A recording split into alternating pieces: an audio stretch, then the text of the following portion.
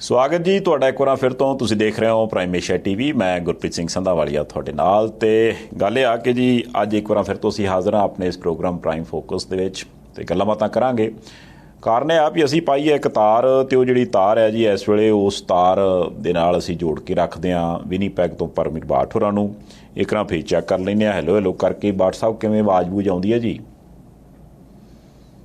ਠੀਕ ਹੈ ਜੀ, ਆਵਾਜ਼ਾਂ ਫੁੱਲ ਬਟਾ ਫੁੱਲ ਐਨ ਕੜਕ ਰਹੀਆਂ ਨੇ। ਆਹਾ ਕੀ ਬਾਤ ਆ। ਅੱਛਾ, ਮੌਸਮ ਕਿੱਦਾਂ ਜੀ ਵਿਨੀਪੈਗ ਦਾ? ਮੈਨੂੰ ਕਿਸੇ ਨੇ ਦੱਸਿਆ, ਕਹਿੰਦੇ ਵਿਨੀਪੈਗ ਵਾਲੇ ਪਾਸੇ ਪਹਿਲਾਂ ਠੰਡ ਪੈ ਜਾਂਦੀ। ਮੈਂ ਕਿਹਾ ਵੀ ਇਹ ਕੋਈ ਹੋ ਸਕਦਾ, ਫਰਿੱਜ ਵੱਡੀ ਰੱਖੀ ਹੋਵੇ ਉਹਨਾਂ।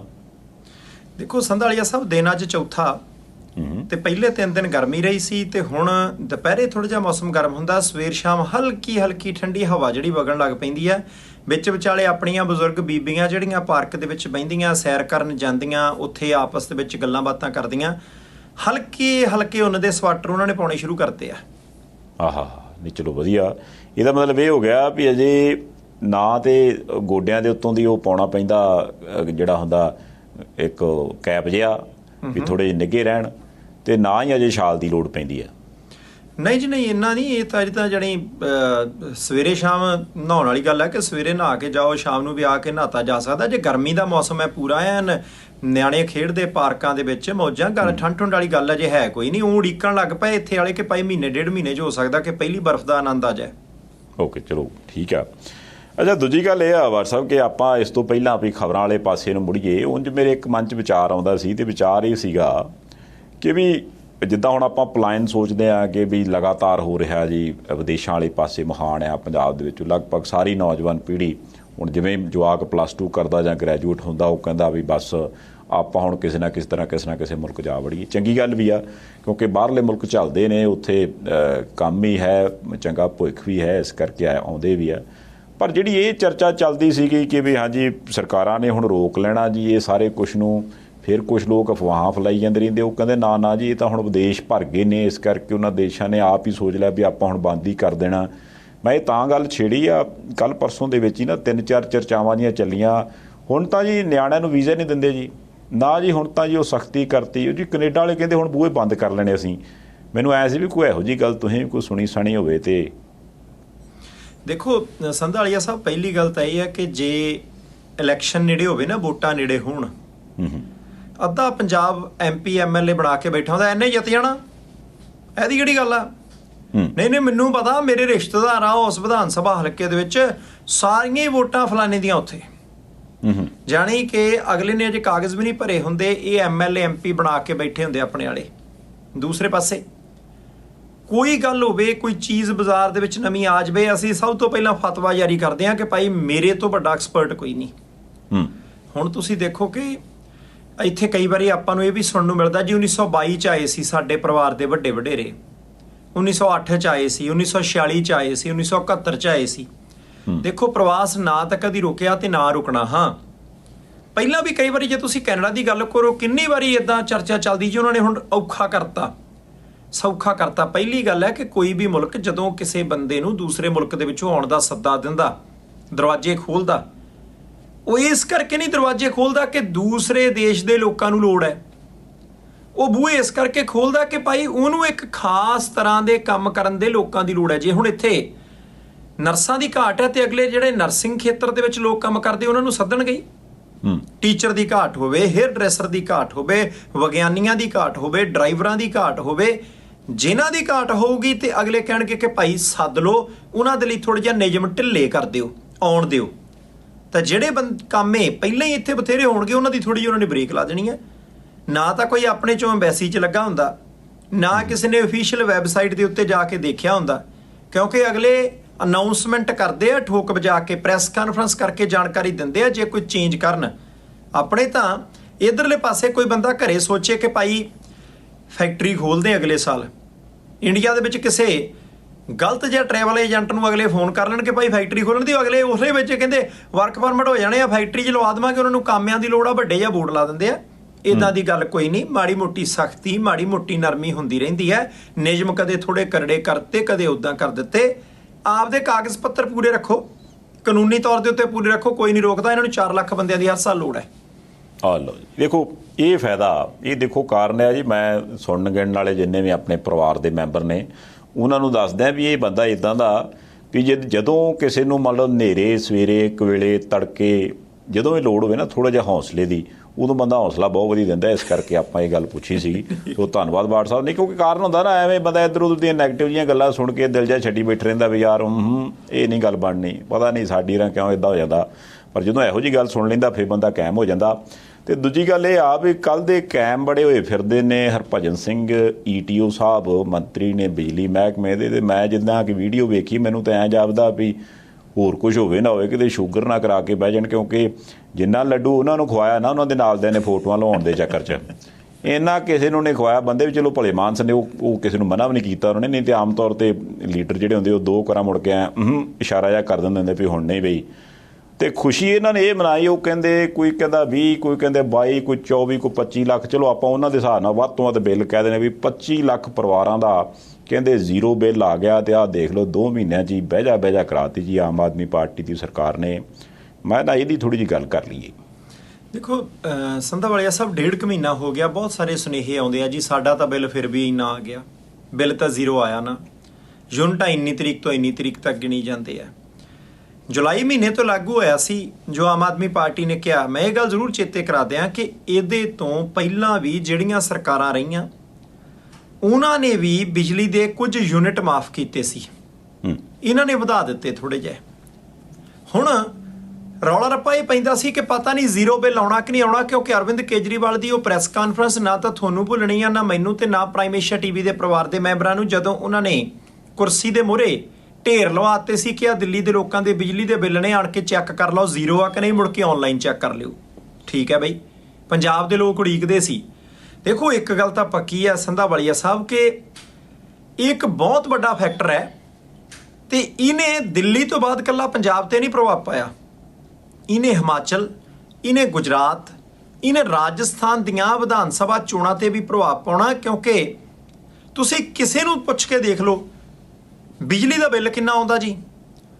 ਭੈਣ ਸਾਡੇ ਤਾਂ 1200 ਰੁਪਈਆ ਬਿੱਲ ਆਇਆ। ਜਵਾਕਾਂ ਨੂੰ ਬਥੇਰਾ ਕਹਿੰਦਾ ਬਲਬ ਨਾ ਬਾਲੋ, ਪੱਖਾ ਇੱਕ ਲਾ ਲਓ, ਬੱਤੀਆਂ ਹੀ ਜਗਾ ਕੇ ਚੱਲ ਜਾਂਦੇ, ਬਲਬ ਬਾਲ ਕੇ ਚੱਲ ਜਾਂਦੇ। ਮੈਂ ਤਾਂ ਸਾਰੀ ਦਿਹਾੜੀ ਬੱਤੀਆਂ ਬੰਦ ਕਰਤੇ ਰਹਿੰਦੀ ਆ, ਬਿੱਲ ਐਡਾ ਵੱਡਾ ਆ ਜਾਂਦਾ। ਆਮ ਪਰਿਵਾਰਾਂ ਦੀ ਆਮਦਨ 10,000 ਤੋਂ ਥੱਲੇ ਹੈ ਤਾਂ ਜਿਨ੍ਹਾਂ ਦਾ 1200, 1400, 1500 ਵੀ ਬਿੱਲ ਆ ਗਿਆ, ਇਹਦਾ ਮਤਲਬ ਹੈ ਕਿ ਉਹਨਾਂ ਦੇ ਘਰ ਦੀ ਕੁੱਲ ਆਮਦਨ ਦਾ 7.5%, ਕਿਉਂਕਿ 2 ਮਹੀਨਿਆਂ ਦਾ ਬਿੱਲ ਆਉਂਦਾ ਨਾ, ਉਹ 7.5% ਬਿਜਲੀ ਦੇ ਬਿੱਲ ਚਲੇ ਗਿਆ। ਮੈਂ ਬਹੁਤ ਥੱਲੇ ਨੂੰ ਕਰਕੇ ਆਖਿਆ।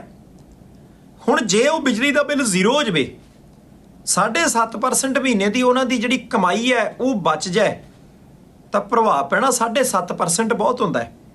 ਉਡੀਕਿਆ ਜਾ ਰਿਹਾ ਸੀ ਕਿ ਵਾਅਦਾ ਆਮ ਆਦਮੀ ਪਾਰਟੀ ਪੂਰੀ ਕਰੂ ਕਿ ਨਹੀਂ ਕਰੂ, ਆਖਰੀ 6 ਮਹੀਨਿਆਂ ਦੇ ਵਿੱਚ ਲਾਗੂ ਹੋਊ ਕਿ ਸ਼ੁਰੂਆਤ ਦੇ ਵਿੱਚ ਹੀ ਲਾਗੂ ਹੋ ਜੂ। ਹੁਣ ਜੇ ਪੰਜਾਬ ਸਰਕਾਰ ਦੇ ਵਿੱਚ ਕੈਬਨਿਟ ਮੰਤਰੀ ETO ਹਰਭਜਨ ਸਿੰਘ ਹੋਰਾਂ ਨੇ ਖੁਦ ਕਹਿਤਾ, ਤੁਸੀਂ 25 ਕਿਹਾ, ਮੈਂ 20 ਤੇ ਲੈ ਗਿਆ, ਹੋ ਸਕਦਾ 28 ਹੁਣ, ਕਿ ਜੇ ਪੰਜਾਬ ਦੇ 20 ਲੱਖ ਪਰਿਵਾਰਾਂ ਦਾ ਬਿਜਲੀ ਦਾ ਬਿੱਲ ਜ਼ੀਰੋ ਆ ਗਿਆ, ਪਹਿਲਾਂ ਭਾਵੇਂ 100 ਆਉਂਦਾ ਸੀ, 200 ਆਉਂਦਾ ਸੀ, 500 ਆਉਂਦਾ ਸੀ ਜਾਂ 2500 ਆਉਂਦਾ ਸੀ, ਤੇ 20 ਲੱਖ ਪਰਿਵਾਰਾਂ ਦੇ ਵਿੱਚ ਜੇ 4 ਵੀ ਵੋਟਰ ਨੇ, ਇਹਦਾ ਮਤਲਬ ਕੀ ਹੋਇਆ? 80 ਲੱਖ ਵੋਟਰ, 3 ਵੀ ਵੋਟਰ ਨੇ, 60 ਲੱਖ ਵੋਟਰ। ਇਹਦਾ ਮਤਲਬ ਹੈ ਕਿ ਸੂਬਾ ਸਰਕਾਰ ਦਾ ਇਹ ਫੈਸਲਾ ਲੱਖਾਂ ਵੋਟਰਾਂ ਨੂੰ ਸਿੱਧੇ ਤੌਰ ਤੇ ਪ੍ਰਭਾਵਿਤ ਕਰੂ। ਹਾਲਾਂਕਿ ਮੁੱਖ ਮੰਤਰੀ ਹੋਰਾਂ ਨੇ ਤਾਂ ਇਹ ਵੀ ਕਿਹਾ ਸੀ ਕਿ ਅਸੀਂ ਸਟੱਡੀ ਕਰਾਈ ਹੈ, ਅਸੀਂ ਅੰਕੜਿਆਂ ਦਾ ਮੁਲਾਂਕਣ ਕੀਤਾ ਹੈ, ਪੰਜਾਬ ਦੇ 50 ਲੱਖ ਦੇ ਕਰੀਬ ਪਰਿਵਾਰ ਜਿਹੜੇ ਨੇ ਉਹਨਾਂ ਦਾ ਬਿਜਲੀ ਦਾ ਬਿੱਲ ਜ਼ੀਰੋ ਆਇਆ ਕਰੂ। ਹੋ ਸਕਦਾ ਜੇ ਸਾਰਿਆਂ ਦੇ ਬਿੱਲ ਵੰਡੇ ਹੀ ਨਾ ਗਏ ਹੋਣ, ਹੋ ਸਕਦਾ ਕੋਈ ਹੋਰ ਗੱਲਬਾਤ ਹੋਵੇ, ਪਰ ਜੇ 20-25 ਲੱਖ ਪਰਿਵਾਰ ਵੀ ਇਸ ਸਹੂਲਤ ਦਾ ਆਨੰਦ ਮਾਣਨ ਲੱਗ ਪਏ ਤਾਂ ਕਹਾਣੀ ਦੂਜੇ ਪਾਸੇ ਨੂੰ ਚਲੇ ਜਾਊ।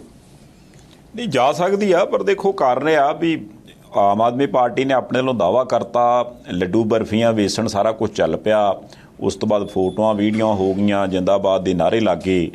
ਪਰ ਜਿਹੜੀਆਂ ਵਿਰੋਧੀ ਪਾਰਟੀਆਂ ਨੇ ਉਹ ਬਹੁਤਾ ਕਰਕੇ ਉਹ ਕਹਿੰਦੀਆਂ ਵੀ ਦੇਖੋ ਓਡੀ ਗੱਲ ਹੈ ਨਹੀਂ ਜਿੰਨਾ ਇਹ ਕਹਿ ਰਹੇ ਨੇ। ਉਹ ਕਹਿੰਦੇ ਵੀ ਜ਼ਿਆਦਾ ਡਰਾਮਾ। ਇਹ ਹੁਣ ਮੈਂ ਨਹੀਂ ਕਹਿੰਦਾ, ਇਹ ਸੁਖਜਿੰਦਰ ਸਿੰਘ ਰੰਧਾਵਾ ਸਾਹਿਬ ਸਾਬਕਾ ਉਪ ਮੁੱਖ ਮੰਤਰੀ ਪੰਜਾਬ, ਉਹਨਾਂ ਨੇ ਦਾਅਵਾ ਕੀਤਾ। ਉਹ ਕਹਿੰਦੇ ਕਿ ਸਾਡੀ ਸਰਕਾਰ ਵੇਲੇ ਵੀ 200 ਯੂਨਿਟ ਤੇ ਮਾਫ ਸੀਗਾ ਤੇ ਬਹੁਤ ਸਾਰੇ ਪਰਿਵਾਰਾਂ ਦਾ ਬਿੱਲ ਤਾਂ ਅੱਗੇ ਹੀ ਜ਼ੀਰੋ ਆਉਂਦਾ ਸੀ। ਕਹਿੰਦੇ ਜੇ ਤੁਸੀਂ ਉਹਨਾਂ ਦੀ ਗਿਣਤੀ ਕਰ ਲਓ ਤੇ ਲੱਖਾਂ ਦੀ ਗਿਣਤੀ 'ਚ ਉਹ ਪਰਿਵਾਰ ਹੋਣਗੇ ਜਿਨ੍ਹਾਂ ਨੂੰ ਆਲਰੇਡੀ ਇਹ ਸਹੂਲਤ ਮਿਲਦੀ ਸੀ। ਉਹ ਕਹਿੰਦੇ ਜੇ ਦੱਸਣਾ ਤੇ ਆਪਣੇ ਦੱਸਣ ਵੀ ਉਹਦੇ ਵਿੱਚ ਇਹਨਾਂ ਨੇ ਕਿੰਨੇ ਕੁ ਯੂਨਿਟ ਹੋਰ ਐਡ ਕਰਕੇ ਤੇ ਕਿੰਨੇ ਕੁ ਲੋਕਾਂ ਨੂੰ ਹੁਣ ਆਪਣੀ ਸਰਕਾਰ ਵੇਲੇ ਫਾਇਦਾ ਦਿੱਤਾ। ਜਿਹੜਾ ਪਿਛਲਾ ਸਾਡੇ ਵੇਲੇ ਦਾ ਜਾਂ ਉਸ ਤੋਂ ਪਹਿਲਾਂ ਦਾ ਫਾਇਦਾ ਤੁਰਿਆ ਆਉਂਦਾ ਸੀਗਾ ਉਹਦਾ ਇਹ ਦਾਅਵਾ ਨਾ ਕਰਨ। ਇਹੋ ਹੀ ਗੱਲ ਹਰਜੀਤ ਸਿੰਘ ਗਰੇਵਾਲ ਹੋਰਾਂ ਨੇ ਕਹਿਤੀ। ਉਹਨਾਂ ਨੇ ਤਾਂ ਆਪਣੀ ਸਰਕਾਰ ਵੇਲੇ ਦਾ ਵੀ ਜ਼ਿਕਰ ਕੀਤਾ ਨਾ, ਕਿਉਂਕਿ ਅਕਾਲੀ ਭਾਜਪਾ ਸਰਕਾਰ ਵੇਲੇ ਜੇ ਮੈਂ ਗਲਤ ਨਹੀਂ ਤੇ ਉਦੋਂ ਵੀ ਬਿਜਲੀ ਬਿੱਲ ਮਾਫੀ ਵਾਲਾ ਇਸ ਤਰ੍ਹਾਂ ਪਾਰਟੀਕੂਲਰ ਜਿਹੜੇ ਆਪਣੇ ਭਾਈਚਾਰੇ ਦੇ ਲੋਕ ਨੇ ਉਹਨਾਂ ਨੂੰ ਇੱਕ ਖਾਸ ਯੂਨਿਟ ਤੱਕ ਮਾਫੀ ਸੀਗੀ ਕਿ ਇੰਨੇ ਯੂਨਿਟ ਤੁਹਾਨੂੰ ਮਾਫ ਨੇ, ਜੇ ਤੁਹਾਨੂੰ ਇੱਥੋਂ ਤੱਕ ਬਿੱਲ ਆਉਂਦਾ ਤੇ ਫਿਰ ਇੰਨੀ ਬਿਜਲੀ ਬਾਲਦੇ ਤੇ ਫਿਰ ਬਿੱਲ ਆਊਗਾ ਹੀ ਨਹੀਂ। ਉਹ ਕਹਿੰਦੇ ਵੀ ਉਹ ਤਾਂ ਆਲਰੇਡੀ ਸਹੂਲਤਾਂ ਅਸੀਂ ਦਿੱਤੀਆਂ ਹੋਈਆਂ ਸੀਗੀਆਂ, ਉਹਨਾਂ ਸਹੂਲਤਾਂ ਦਾ ਹੁਣ ਅੱਗੇ ਪ੍ਰਚਾਰ ਕਰੀ ਜਾਂਦੇ ਨੇ। ਸੋ ਨਾ ਬੀਜੇਪੀ ਨਾ ਕਾਂਗਰਸ ਵਾਲੇ ਉਹ ਮੰਨਣ ਨੂੰ ਬਿਲਕੁਲ ਤਿਆਰ ਨਹੀਂ ਹੈਗੇ ਵੀ ਆਮ ਆਦਮੀ ਪਾਰਟੀ ਵਾਲੇ ਨੇ ਕੁਛ ਕੀਤਾ। ਦੇਖੋ ਸੰਧਾਲੀਆ ਸਾਹਿਬ, ਜੇ ਤਾਂ ਆਪਾਂ ਗਰੇਵਾਲ ਸਾਹਿਬ ਤੇ ਰੰਧਾਵਾ ਸਾਹਿਬ ਦੀ ਗੱਲ ਜਿਹੜੀ ਆ ਉਹਨੂੰ ਸੱਚ ਮੰਨੀਏ, ਸੱਚ ਹੀ ਬੋਲਦੇ ਹੋਣੇ ਆ, ਵੱਡੇ ਬੰਦੇ ਆ, ਫਿਰ ਆਮ ਆਦਮੀ ਪਾਰਟੀ ਨੂੰ ਬਹੁਤਾ ਫਿਕਰ ਕਰਨ ਦੀ ਲੋੜ ਨਹੀਂ, ਕਿਉਂਕਿ ਇਹਦਾ ਮਤਲਬ ਹੈ ਕਿ ਮੁਫਤ ਬਿਜਲੀ ਲੈ ਕੇ ਵੀ ਕਿਹੜਾ ਲੋਕ ਵੋਟਾਂ ਪਾਉਂਦੇ ਆ। ਜੇ ਗਰੇਵਾਲ ਸਾਹਿਬ ਦੀ ਪਾਰਟੀ ਕਹਿੰਦੀ ਹੈ ਕਿ ਅਸੀਂ ਜਦੋਂ ਸਾਡੀ ਸਰਕਾਰ ਸੀ ਅਸੀਂ ਵੀ ਇੰਨੇ ਯੂਨਿਟ ਮੁਫਤ ਕਰਦੇ ਸੀ। ਮੈਂ ਤਾਂ ਗੱਲਬਾਤ ਦੀ ਸ਼ੁਰੂਆਤ ਦੇ ਵਿੱਚ ਹੀ ਕਿਹਾ ਕਿ ਇਹਨਾਂ ਨੇ ਵਧਾਇਆ ਜ਼ਰੂਰ ਹੈ, ਕੰਮ ਪਿਛਲੀਆਂ ਸਰਕਾਰਾਂ ਸ਼ੁਰੂ ਕਰ ਗਈਆਂ ਸੀ। ਭਾਰਤੀ ਜਨਤਾ ਪਾਰਟੀ ਦੀਆਂ 2 ਸੀਟਾਂ ਨੇ, 77 ਤੋਂ ਨਹੀਂ 83 ਤੋਂ 17-18 ਦੇ ਉੱਤੇ ਕਾਂਗਰਸ ਪਾਰਟੀ ਆਈ ਹੈ। ਸੁਖਜਿੰਦਰ ਸਿੰਘ ਰੰਧਾਵਾ ਸਾਹਿਬ ਦੀ ਪਾਰਟੀ ਨੂੰ ਇਹਦਾ ਮਤਲਬ ਹੈ ਕਿ ਲੋਕਾਂ ਨੇ, ਜੇ ਲੱਖਾਂ ਲੋਕਾਂ ਨੂੰ ਉਹ ਬਿਜਲੀ ਦਾ ਬਿੱਲ ਜ਼ੀਰੋ ਕਰ ਗਏ ਸੀ, ਇਹਦੇ ਬਾਵਜੂਦ ਵੀ ਲੋਕਾਂ ਨੇ ਵੋਟਾਂ ਨਹੀਂ ਪਾਈਆਂ। ਆਮ ਆਦਮੀ ਪਾਰਟੀ ਵਾਲੇ ਵਿਚਾਰ ਕਰ ਲੈਣ। ਪਰ ਮੇਰਾ ਇੱਕ ਇੱਥੇ ਨੁਕਤਾ ਛੋਟਾ ਜਿਹਾ ਹੋਰ ਜ਼ਰੂਰ ਹੈਗਾ। ਸਾਰੇ ਹੀ ਕਹੀ ਜਾਂਦੇ ਆ, ਗਰੇਵਾਲ ਸਾਹਿਬ, ਸੁਖਬੀਰ ਸਿੰਘ ਬਾਦਲ ਸਾਹਿਬ, ਉਧਰਲੇ ਪਾਸੇ ਰੰਧਾਵਾ ਸਾਹਿਬ, ਕਿ ਭਾਈ ਅਸੀਂ ਵੀ ਕੀਤਾ। ਟਰਾਲੀ ਹੁੰਦੀ ਆ ਨਾ, ਟਰਾਲੀ ਦੇ ਉੱਤੇ ਕਈ ਬੰਦਾ ਕਹਿੰਦਾ ਜੀ ਮੈਂ ਟਰਾਲੀ 2-2 ਫੁੱਟ ਆ ਦੇਖੋ ਬਾਕੀਆਂ ਨਾਲੋਂ ਵੱਡੀ ਆ ਦੇਖੋ ਉੱਚੀ ਵੀ ਕਰਾਈ ਆ ਦੇਖੋ ਡਬਲ ਕਰਾ ਲਈ ਆ, ਇਹਦੇ ਵਿੱਚ ਜਿੰਨਾ ਮਰਜ਼ੀ ਗੰਨਾ ਲੱਦ ਦਿਓ, ਜਿੰਨਾ ਮਰਜ਼ੀ ਕਮਾਦ ਲੱਦ ਦਿਓ, ਟਰਾਲੀ ਨੂੰ ਕੱਖ ਨਹੀਂ ਹੁੰਦਾ, ਲਿਆਓ 2 ਭਾਰੇ ਹੋਰ ਲਿਆ ਲੱਦ ਦਿਓ। ਪਾਵਰਕਾਮ ਜਾਣੀ ਕਿ ਜਿਹੜਾ ਪਹਿਲਾਂ ਪੰਜਾਬ ਰਾਜ ਬਿਜਲੀ ਬੋਰਡ ਹੁੰਦਾ ਸੀ, ਸੰਧਾਲੀਆ ਸਾਹਿਬ, ਉੱਤੇ ਜਿੰਨਾ ਮਰਜ਼ੀ ਗੰਨਾ ਲੱਦੀ ਜਾਓ, ਉਹਨੂੰ ਜਿੰਨਾ ਮਰਜ਼ੀ ਮੁਫਤ ਕਹਿ ਦੋ ਕਿ ਇਹਨੂੰ ਵੀ ਮੁਫਤ ਦੇਣੀ, ਇਹਨੂੰ ਵੀ ਮੁਫਤ ਦੇਣੀ। ਟਾਇਰ ਟੂਰ ਚੈੱਕ ਕਰ ਲਏ, ਹਵਾ ਚੈੱਕ ਕਰ ਲਈ, ਐਕਸਲ ਦਾ ਹਿਸਾਬ ਕਿਤਾਬ ਦੇਖ ਲਿਆ, ਗਰੀਸ ਗਰੂਸ ਕਰਾਈ ਸੀ, ਹੁੱਕ ਕੱਢ ਜੂ ਟਾਈਮ। ਇਹ ਨਾ ਹੋਵੇ ਕਿ ਟਰਾਲੀ ਪਟਾਕਾ ਹੀ ਮਾਰ ਜਾਏ। ਹੁਣ ਠੀਕ ਹੈ, ਅਕਾਲੀ ਦਲ ਵਾਲੇ ਕਹਿੰਦੇ, ਭਾਜਪਾ ਵਾਲੇ ਕਹਿੰਦੇ, ਕਾਂਗਰਸ ਵਾਲੇ ਕਹਿੰਦੇ ਜੀ ਅਸੀਂ ਵੀ ਮੁਫਤ ਦਿੱਤੀ ਲੱਖਾਂ ਲੋਕਾਂ ਨੂੰ, ਬਹੁਤ ਸੋਹਣੀ ਗੱਲ ਹੈ, ਧੰਨਵਾਦ। ਆਮ ਆਦਮੀ ਪਾਰਟੀ ਵਾਲੇ ਕਹਿੰਦੇ 20-25 ਲੱਖ ਪਰਿਵਾਰ ਹੋ ਗਏ ਜਿਨ੍ਹਾਂ ਦਾ ਬਿੱਲ ਜ਼ੀਰੋ ਆਇਆ, ਬਹੁਤ ਵਧੀਆ। ਬਿਜਲੀ ਤਾਂ ਉਹਨਾਂ ਘਰਾਂ ਨੂੰ ਗਈ ਆ ਨਾ, ਪਾਵਰਕਾਮ ਨੇ ਸਪਲਾਈ ਕੀਤੀ ਆ ਨਾ, ਉਹਨਾਂ ਨੂੰ ਬਿੱਲ ਆਉਣੇ ਸੀ, ਨਹੀਂ ਆਏ। ਕੀ ਪਾਵਰਕਾਮ ਨੂੰ ਪੈਸਾ ਦਿੱਤਾ ਜਾ ਰਿਹਾ ਹੈ ਕਿ ਉਹ ਭਾਈ ਆਪਣੇ ਪੈਰਾਂ ਤੇ ਖੜਾ ਰਹੇ, ਢਿੱਲੀਆਂ ਤਾਰਾਂ ਕੱਸੀਆਂ ਜਾ ਸਕਣ, ਟਰਾਂਸਫਾਰਮਰ ਕਿਤੇ ਸੜਦਾ ਤਾਂ ਵੇਲੇ ਸਿਰ ਬਦਲਿਆ ਜਾ ਸਕੇ, ਜਾਂ ਹੋਰ ਜਿਹੜੀਆਂ ਬਹੁਤ ਸਾਰੇ ਕੰਮਕਾਰ ਕਰਨ ਵਾਲੇ ਹੁੰਦੇ ਆ ਬਿਜਲੀ ਬੋਰਡ ਦੇ, ਪਾਵਰਕਾਮ ਦੇ, ਕਿ ਉਹ ਕੀਤੇ ਜਾ ਸਕਣ। ਇਹ ਨਾ ਹੋਵੇ ਕਿ ਵੋਟਾਂ ਲੈਣ ਦੇ ਚੱਕਰਾਂ ਦੇ ਵਿੱਚ ਇਸ ਬਿਜਲੀ ਬੋਰਡ ਜਾਂ ਪਾਵਰਕਾਮ ਰੂਪੀ ਟਰਾਲੀ ਦੇ ਉੱਤੇ ਇੰਨਾ ਗੰਨਾ ਲਾ ਦਿਓ ਕਿ ਪਟਾਕੇ ਬਹਿ ਜਾਣ ਮੁੜ ਕੇ। ਇਹ ਦੇਖੋ, ਮੈਨੂੰ ਇਹ ਲੱਗਦਾ ਵੀ ਆਮ ਆਦਮੀ ਪਾਰਟੀ ਵਾਲਿਆਂ ਨੇ ਤੇ ਇਹਦੀ ਤਿਆਰੀ ਕੀਤੀ ਆ। ਇਹ ਮੈਨੂੰ ਤਾਂ ਥੋੜਾ ਚੇਤਾ ਆਉਂਦਾ, ਬਾਕੀ ਕੁਝ ਹੋਊਗਾ ਨਾ ਹੋਊਗਾ ਉਹ ਤਾਂ ਚਲੋ ਟਾਈਮ ਦੱਸੂਗਾ। ਇੱਦਾਂ ਹੁੰਦਾ ਨਾ ਵੀ ਉਹ ਟਰੈਕਟਰ ਹੁਣ ਯਾਰ ਹੁਣ ਨਾ ਵਾਹੁਣਾ ਤੇ ਇੱਕ ਤਰ੍ਹਾਂ ਨਿੱਕਿਆ ਹੋਰ ਕੁਝ ਨਹੀਂ, ਗਰੀਸ ਗਰੂਸ ਕਰਾ ਲਈਏ। ਉਹ ਮੈਨੂੰ ਲੱਗਦਾ ਵੀ ਗਰੀਸ ਗਰੂਸ ਜਦੋਂ ਕਰਾਈ ਦੀ ਉਦੋਂ ਮਿਸਤਰੀ ਉਦੋਂ ਹੀ ਦੱਸ ਦਿੰਦਾ ਵੀ ਨਹੀਂ ਐਤਕੀ ਗੁੱਟੀਆਂ ਠੀਕ ਹੈ ਇਹਦੀਆਂ, ਤੇ ਸ਼ਾਇਦ ਆਹ ਸੀਜ਼ਨ ਤੇ ਕੱਢ ਜੂਗਾ ਤੇ ਅਗਲੀ ਵਾਰ ਆਪਾਂ ਨੂੰ ਟਾਇਰ ਪਾਉਣੇ ਪੈਣੇ ਆ।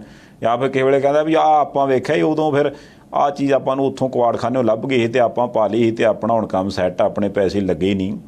ਇੱਦਾਂ ਜਿਹਦੀ ਇੱਕ ਵੱਡੇ ਮਿਸਤਰੀ ਸਾਹਿਬ ਦਾ ਸਰਟੀਫਿਕੇਟ ਕੇਜਰੀਵਾਲ ਸਾਹਿਬ ਨੇ ਵੀ ਉਦੋਂ ਸ਼ੇਅਰ ਕੀਤਾ ਸੀਗਾ ਤੇ ਹਰਪਾਲ ਸਿੰਘ ਚੀਮਾ ਸਾਹਿਬ ਨੇ ਵੀ ਸ਼ੇਅਰ ਕੀਤਾ ਸੀ, ਜਦੋਂ ਉਹਨਾਂ ਨੇ ਕਿਹਾ ਸੀ ਕਿ ਪੰਜਾਬ ਦੇ ਵਿੱਚੋਂ ਆਮਦਨ ਵੱਧ ਗਈ ਤੇ ਉਹ ਜਿਹੜੀ ਆਮਦਨ ਸੀ ਉਹ 5-6 ਹਜ਼ਾਰ ਕਰੋੜ ਉਦੋਂ ਵੱਧ ਕੇ ਦੱਸਦੇ ਸੀ। ਉਹ ਕਹਿੰਦੇ ਲਓ ਇੰਨਾ ਕੁ ਤੇ ਸਾਡਾ ਇਹ ਸਾਰੇ ਕੁਝ ਦੇ ਵਿੱਚ ਸਬਸਿਡੀ ਦਾ ਖਰਚਾ ਆਉਣਾ ਸੀ, ਇਹ ਤਾਂ ਅਸੀਂ ਹੁਣੇ ਹੀ ਕੱਢ ਲਿਆ ਤੇ ਬਾਕੀ ਦੇ ਸਾਡੇ ਕੋਲੇ ਜੇ ਮਹੀਨੇ ਬੜੇ ਬਚੇ ਨੇ ਤੇ ਉਹਦੇ ਵਿੱਚ ਆਮਦਨ ਵੀ ਬਥੇਰੀ ਆਉਣੀ ਆ ਤੇ ਸਾਡੇ ਕੋਲੇ ਪੈਸੇ ਦੀ ਕਮੀ ਕੋਈ ਨਹੀਂ। ਇਹ ਮੈਂ ਤਾਂ ਚੇਤੇ ਜੇ ਕਰਾਇਆ ਵੀ ਹੋ ਸਕਦਾ ਅਗਲਿਆਂ ਦੀ ਉਧਰ ਤਿਆਰੀ ਹੋਵੇ। ਤੇ ਕਿਸੇ ਵੇਲੇ ਇਹ ਵੀ ਹੁੰਦਾ ਵੀ ਮਿਸਤਰੀ ਨੂੰ ਮੰਨ ਲਓ ਜੇ ਉਹਨੇ ਆਖਿਆ ਨਾ ਵੀ ਹਾਂ ਵੀ ਕਿੱਦਾਂ ਲੈ ਕੋਈ ਪਰਵਾਹ ਨਹੀਂ, ਬਸ ਤੂੰ ਲੈ ਜਾ, ਬਸ ਹੁਣ ਵੇਖੀ, ਹੁਣ ਨਹੀਂ ਮੁੜ ਕੇ ਵੇਖਣ ਦੀ ਲੋੜ। ਤੇ ਦੂਜੇ ਇੱਕ ਦਿਨ ਜਦੋਂ ਉਹ ਸਪੈਂਡਲ ਟੁੱਟਾ ਹੁੰਦਾ ਜਾਂ ਕੁਝ ਹੋਰ ਟੁੱਟਾ ਹੁੰਦਾ ਤੇ ਫਿਰ ਉਸੇ ਮਿਸਤਰੀ ਕੋਲ ਵਾਪਸ ਆਉਣਾ ਤੇ ਆਖਣਾ ਜੀ ਆਹ ਤੂੰ ਤੇ ਕਹਿਣਾ ਯਾਰ ਚੰਗਾ ਭਲਾ, ਓਹੋ ਗੁਰੂਆ ਮੈਂ ਤੈਨੂੰ ਇਹ ਥੋੜ੍ਹਾ ਆਖਿਆ ਵੀ ਤੂੰ ਸਿੱਧਾ ਵੱਟ 'ਚ ਹੀ ਮਾਰਦੇ ਹੁਣ। ਉਹ ਬਾਅਦ ਦੀ ਗੱਲ ਹੋਰ ਹੁੰਦੀ ਆ। ਮੈਂ ਤਾਂ ਕਿਹਾ ਕਿ ਵੀ ਹੁਣ ਆਪਣੇ ਹਿਸਾਬ ਨਾਲ ਉਹ ਸਾਰਾ ਕਾਗਜ਼ੀ ਪੱਤਰੀ ਸੈੱਟ ਕਰੀ ਬੈਠਿਆ, ਹੁੰਦਾ ਨਹੀਂ ਹੁੰਦਾ ਇਹ ਆਪੇ 2-4 ਮਹੀਨਿਆਂ ਤੱਕ ਪਤਾ ਲੱਗ ਜਾਣਾ। ਨਹੀਂ ਠੀਕ ਹੈ ਗੱਲ ਤੁਹਾਡੀ। ਮੈਂ ਇੱਕ ਹੋਰ ਇੱਥੇ ਜ਼ਿਕਰ ਤੁਹਾਡੇ ਨਾਲ ਕਰਨਾ ਸੀ ਭਾਊ ਕਿ ਅੱਜ ਬਿਜਲੀ ਮੁਫਤ ਦੀ ਗੱਲ ਹੈ ਨਾ, ਆਮ ਆਦਮੀ ਪਾਰਟੀ ਵਾਲੇ ਕਹਿੰਦੇ ਅਸੀਂ ਕੀਤੀ, ਕਾਂਗਰਸ ਵਾਲੇ ਕਹਿੰਦੇ ਅਸੀਂ ਕੀਤੀ, ਬੀਜੇਪੀ ਵਾਲੇ ਕਹਿੰਦੇ ਅਸੀਂ ਕੀਤੀ, ਅਕਾਲੀ ਕਹਿੰਦੇ ਅਸੀਂ ਕੀਤੀ। ਬਿਲਕੁਲ ਠੀਕ ਹੈ, ਤੁਸੀਂ ਸਾਰਿਆਂ ਕੀਤੀ, ਸਿਰਾ ਤੁਹਾਡੇ ਸਿਰ। ਹੁਣ ਤੁਸੀਂ ਦੇਖੋ ਕਿ ਚੋਹਲਾ ਸਾਹਿਬ ਦੇ ਨੇੜੇ ਇੱਕ ਪਿੰਡ ਦੇ ਵਿੱਚ, ਮੈਂ ਪਿੰਡ ਦਾ ਨਾਂ ਨਹੀਂ ਲੈਣਾ, ਜ਼ਿਕਰ ਕਰਨਾ, 23-24 ਸਾਲ ਦਾ ਇੱਕ ਪੰਜਾਬੀ ਗੱਭਰੂ ਨਸ਼ੇ ਦੀ ਓਵਰਡੋਜ਼ ਦੇ ਕਰਕੇ ਜ਼ਿੰਦਗੀ ਦੀ ਜੰਗ ਹਾਰ ਗਿਆ। ਸੰਧਾਲੀਆ ਸਾਹਿਬ 23-24 ਸਾਲ ਦਾ ਗੱਭਰੂ, ਛੋਟੇ ਛੋਟੇ ਨਿਆਣੇ, ਉਹ ਗੁਜਰਾਤ ਵੱਲ ਕੰਮ ਕਰਦਾ ਸੀ, ਪੰਜਾਬ 'ਚ ਵੀ ਆਉਂਦਾ ਜਾਂਦਾ ਸੀ। ਉਹਦੀ ਮੌਤ ਹੋ ਗਈ। ਕਾਹਦੇ ਕਰਕੇ? ਨਸ਼ੇ ਕਰਕੇ, ਨਸ਼ੇ ਦੀ ਓਵਰਡੋਜ਼ ਦੇ ਕਰਕੇ। ਹੋਰ ਦੇਖੋ, ਜਾਣੀ ਕਿਸੇ ਨਾ ਕਿਸੇ ਚੀਜ਼ ਦੇ ਉੱਤੇ ਪੰਜਾਬ ਦੇ ਲੋਕਾਂ ਨੂੰ ਸਵਾਲ ਚੁੱਕਣੇ ਪੈਣਗੇ, ਜੜ ਤੱਕ ਜਾਣਾ ਪਊਗਾ। ਮੁੰਡੇ ਦਾ ਜੇ ਭੋਗ ਨਹੀਂ ਸੀ ਪਿਆ, ਦੂਜੇ ਭਰਾ ਦੀ ਵੀ ਮੌਤ ਹੋ ਗਈ, ਭੋਗ ਨਹੀਂ ਸੀ ਪਿਆ ਜੇ, ਉਹ ਵੀ ਨਸ਼ੇ ਦੀ ਓਵਰਡੋਜ਼ ਦੇ ਕਰਕੇ ਹੋਈ। ਜਾਣੀ ਇੱਕੋ ਪਰਿਵਾਰ ਦੇ ਦੋ ਜੀ, ਦੂਜਾ ਮੁੰਡਾ 21-22 ਸਾਲ ਦਾ, ਕੁਝ ਮਹੀਨੇ ਪਹਿਲਾਂ ਵਿਆਹ ਹੋਇਆ ਉਹਦਾ। ਹੁਣ ਤੁਸੀਂ ਦੇਖੋ ਕਿ ਇੱਕੋ ਪਰਿਵਾਰ ਦੇ ਦੋ ਨੌਜਵਾਨ ਪੁੱਤ 10-12 ਦਿਨਾਂ ਦੇ ਵਿੱਚ ਹੀ ਦੁਨੀਆ ਛੱਡ ਗਿਆ ਨਸ਼ੇ ਦੀ ਓਵਰਡੋਜ਼ ਦੇ ਕਰਕੇ। ਤੇ ਘਰ ਦਾ ਤੀਜਾ ਜੀ ਕਹਿੰਦਾ ਜੀ ਕੀ ਕਰੀਏ, ਅਸੀਂ ਤਾਂ ਹੁਣ ਹੱਥੜੀਆਂ ਪਿੱਟਦੇ ਆਂ। ਸਾਡੇ ਪਿੰਡੋਂ ਵੀ ਕਹਿੰਦੇ ਜੀ ਸਾਰਾ ਕੁਝ ਮਿਲਦਾ। ਮੈਂ ਪਿੰਡ ਦਾ ਨਾਂ ਨਹੀਂ ਲਿਆ, ਜਾਣਬੁੱਝ ਕੇ ਨਹੀਂ ਲਿਆ। ਕਹਿੰਦੇ ਜੀ ਕਈ ਵਾਰ ਪੁਲਿਸ ਨੂੰ ਦੱਸਿਆ, ਉਹ ਕਹਿੰਦੇ ਜੀ ਤੁਸੀਂ ਫੜਾ ਦਿਓ। ਉਹ ਕਹਿੰਦੇ ਜੀ ਕਿੱਥੋਂ ਫੜਾ ਦਈਏ, ਅਸੀਂ ਪਿੰਡੋਂ ਸ਼ਰੇਆਮ ਮਿਲਦਾ, ਜੇ ਸਾਨੂੰ ਪਤਾ ਇਹਨਾਂ ਨੂੰ ਕਿਉਂ ਨਹੀਂ ਪਤਾ ਲੱਗਦਾ। ਦੇਖੋ, ਜਿਸ ਘਰ ਦੇ ਵਿੱਚੋਂ ਦੋ ਅਰਥੀਆਂ ਉੱਠੀਆਂ ਹੁਣ ਨਾ, ਅਗਲਿਆਂ ਨੇ ਦੋ ਹੱਥੜੀਆਂ ਪਿੱਟਣਾ। ਹੁਣ ਸੰਧਾਲੀਆ ਸਾਹਿਬ, ਮੇਰਾ ਸਵਾਲ ਇੱਥੇ ਹੈ, ਵਿਰੋਧੀ ਧਿਰਾਂ ਨੇ ਹੁਣ ਕਹਿਣਾ ਜੀ ਸਰਕਾਰ ਦੀ ਡਿਊਟੀ ਹੈ, ਤੇ ਸਰਕਾਰ ਦੀ ਡਿਊਟੀ ਹੈ ਵੀ ਹੈ, ਰੋਕੇ ਕਿਉਂ ਨਹੀਂ ਰੁਕਦਾ ਨਸ਼ਾ। ਪਰ ਜੇ ਬਿਜਲੀ ਦੇ ਬਿੱਲ ਮਾਫ ਕਰਨ ਦੇ ਵਿੱਚ ਸਾਰੇ ਕਹਿੰਦੇ ਆ ਕਿ ਸਿਹਰਾ ਸਾਡੇ ਸਿਰ ਬੰਨੋ, ਇਹਦੀ ਜ਼ਿੰਮੇਵਾਰੀ ਵੀ ਸਾਰੇ ਹੀ ਲਓ। ਜਿਨ੍ਹਾਂ ਦੀਆਂ ਪਿਛਲੇ ਸਮੇਂ ਸਰਕਾਰਾਂ ਰਹੀਆਂ, ਜਿਨ੍ਹਾਂ ਦੀ ਇਸ ਵੇਲੇ ਸਰਕਾਰ ਹੈ, ਪੰਜਾਬ ਦੇ ਲੋਕਾਂ ਦਾ ਕਸੂਰ ਨਹੀਂ ਹੈ। ਤੁਸੀਂ ਜਾਂ ਤਾਂ ਅੱਜ ਸਰਕਾਰਾਂ ਚਲਾ ਰਹੇ ਹੋ, ਜਾਂ ਤੁਸੀਂ ਪਿਛਲੇ ਸਮੇਂ 'ਚ ਸਰਕਾਰਾਂ ਚਲਾਈਆਂ।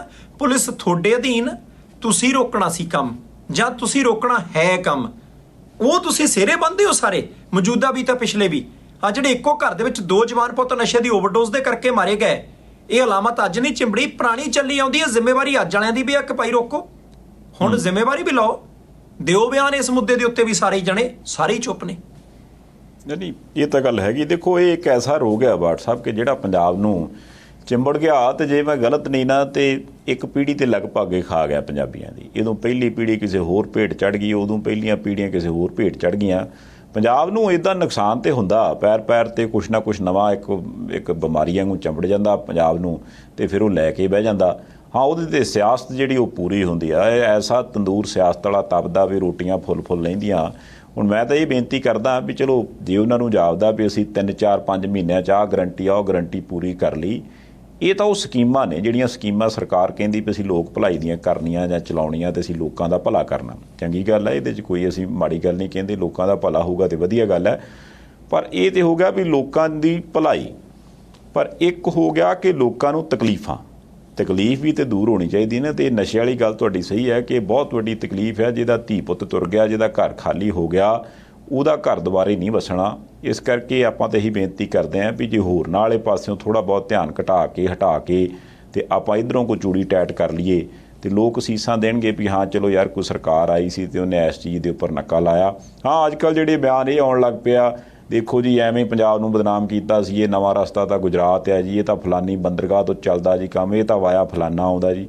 ਕਿਸੇ ਥਾਂ ਤੋਂ ਆਈ ਜਾਵੇ, ਭਾਵੇਂ ਬਾਰਡਰ ਤੋਂ ਆਵੇ, ਭਾਵੇਂ ਬੰਦਰਗਾਹਾਂ ਤੋਂ ਆਵੇ, ਪਰ ਆਉਂਦਾ ਤਾਂ ਹੈਗਾ ਨਾ ਸੌਦਾ। ਉਹ ਲਿਆਉਣ ਵਾਲੇ ਬੰਦੇ, ਵੇਚਣ ਵਾਲੇ ਬੰਦੇ, ਜਾਂ ਪਹੁੰਚਾਉਣ ਵਾਲੇ ਬੰਦੇ, ਤੇ ਫਿਰ ਇਹੋ ਜਿਹਾ ਕੋਈ ਖਾ ਕੇ ਮਰ ਗਿਆ, ਕੋਈ ਟੀਕਾ ਲਾ ਕੇ ਮਰ ਗਿਆ, ਉਹ ਜੋ ਕੁਛ ਚੱਲ ਰਿਹਾ ਉਹ ਬੜਾ ਮਾੜਾ। ਆਪਾਂ ਬੇਨਤੀ ਕਰਦੇ ਹਾਂ ਵੀ ਇਹਦਾ ਸਰਕਾਰ ਜ਼ਰੂਰ ਸੋਚੂਗੀ ਜੀ। ਅਗਲੀ ਗੱਲ ਕਰੀਏ ਬਾਟ ਸਾਹਿਬ।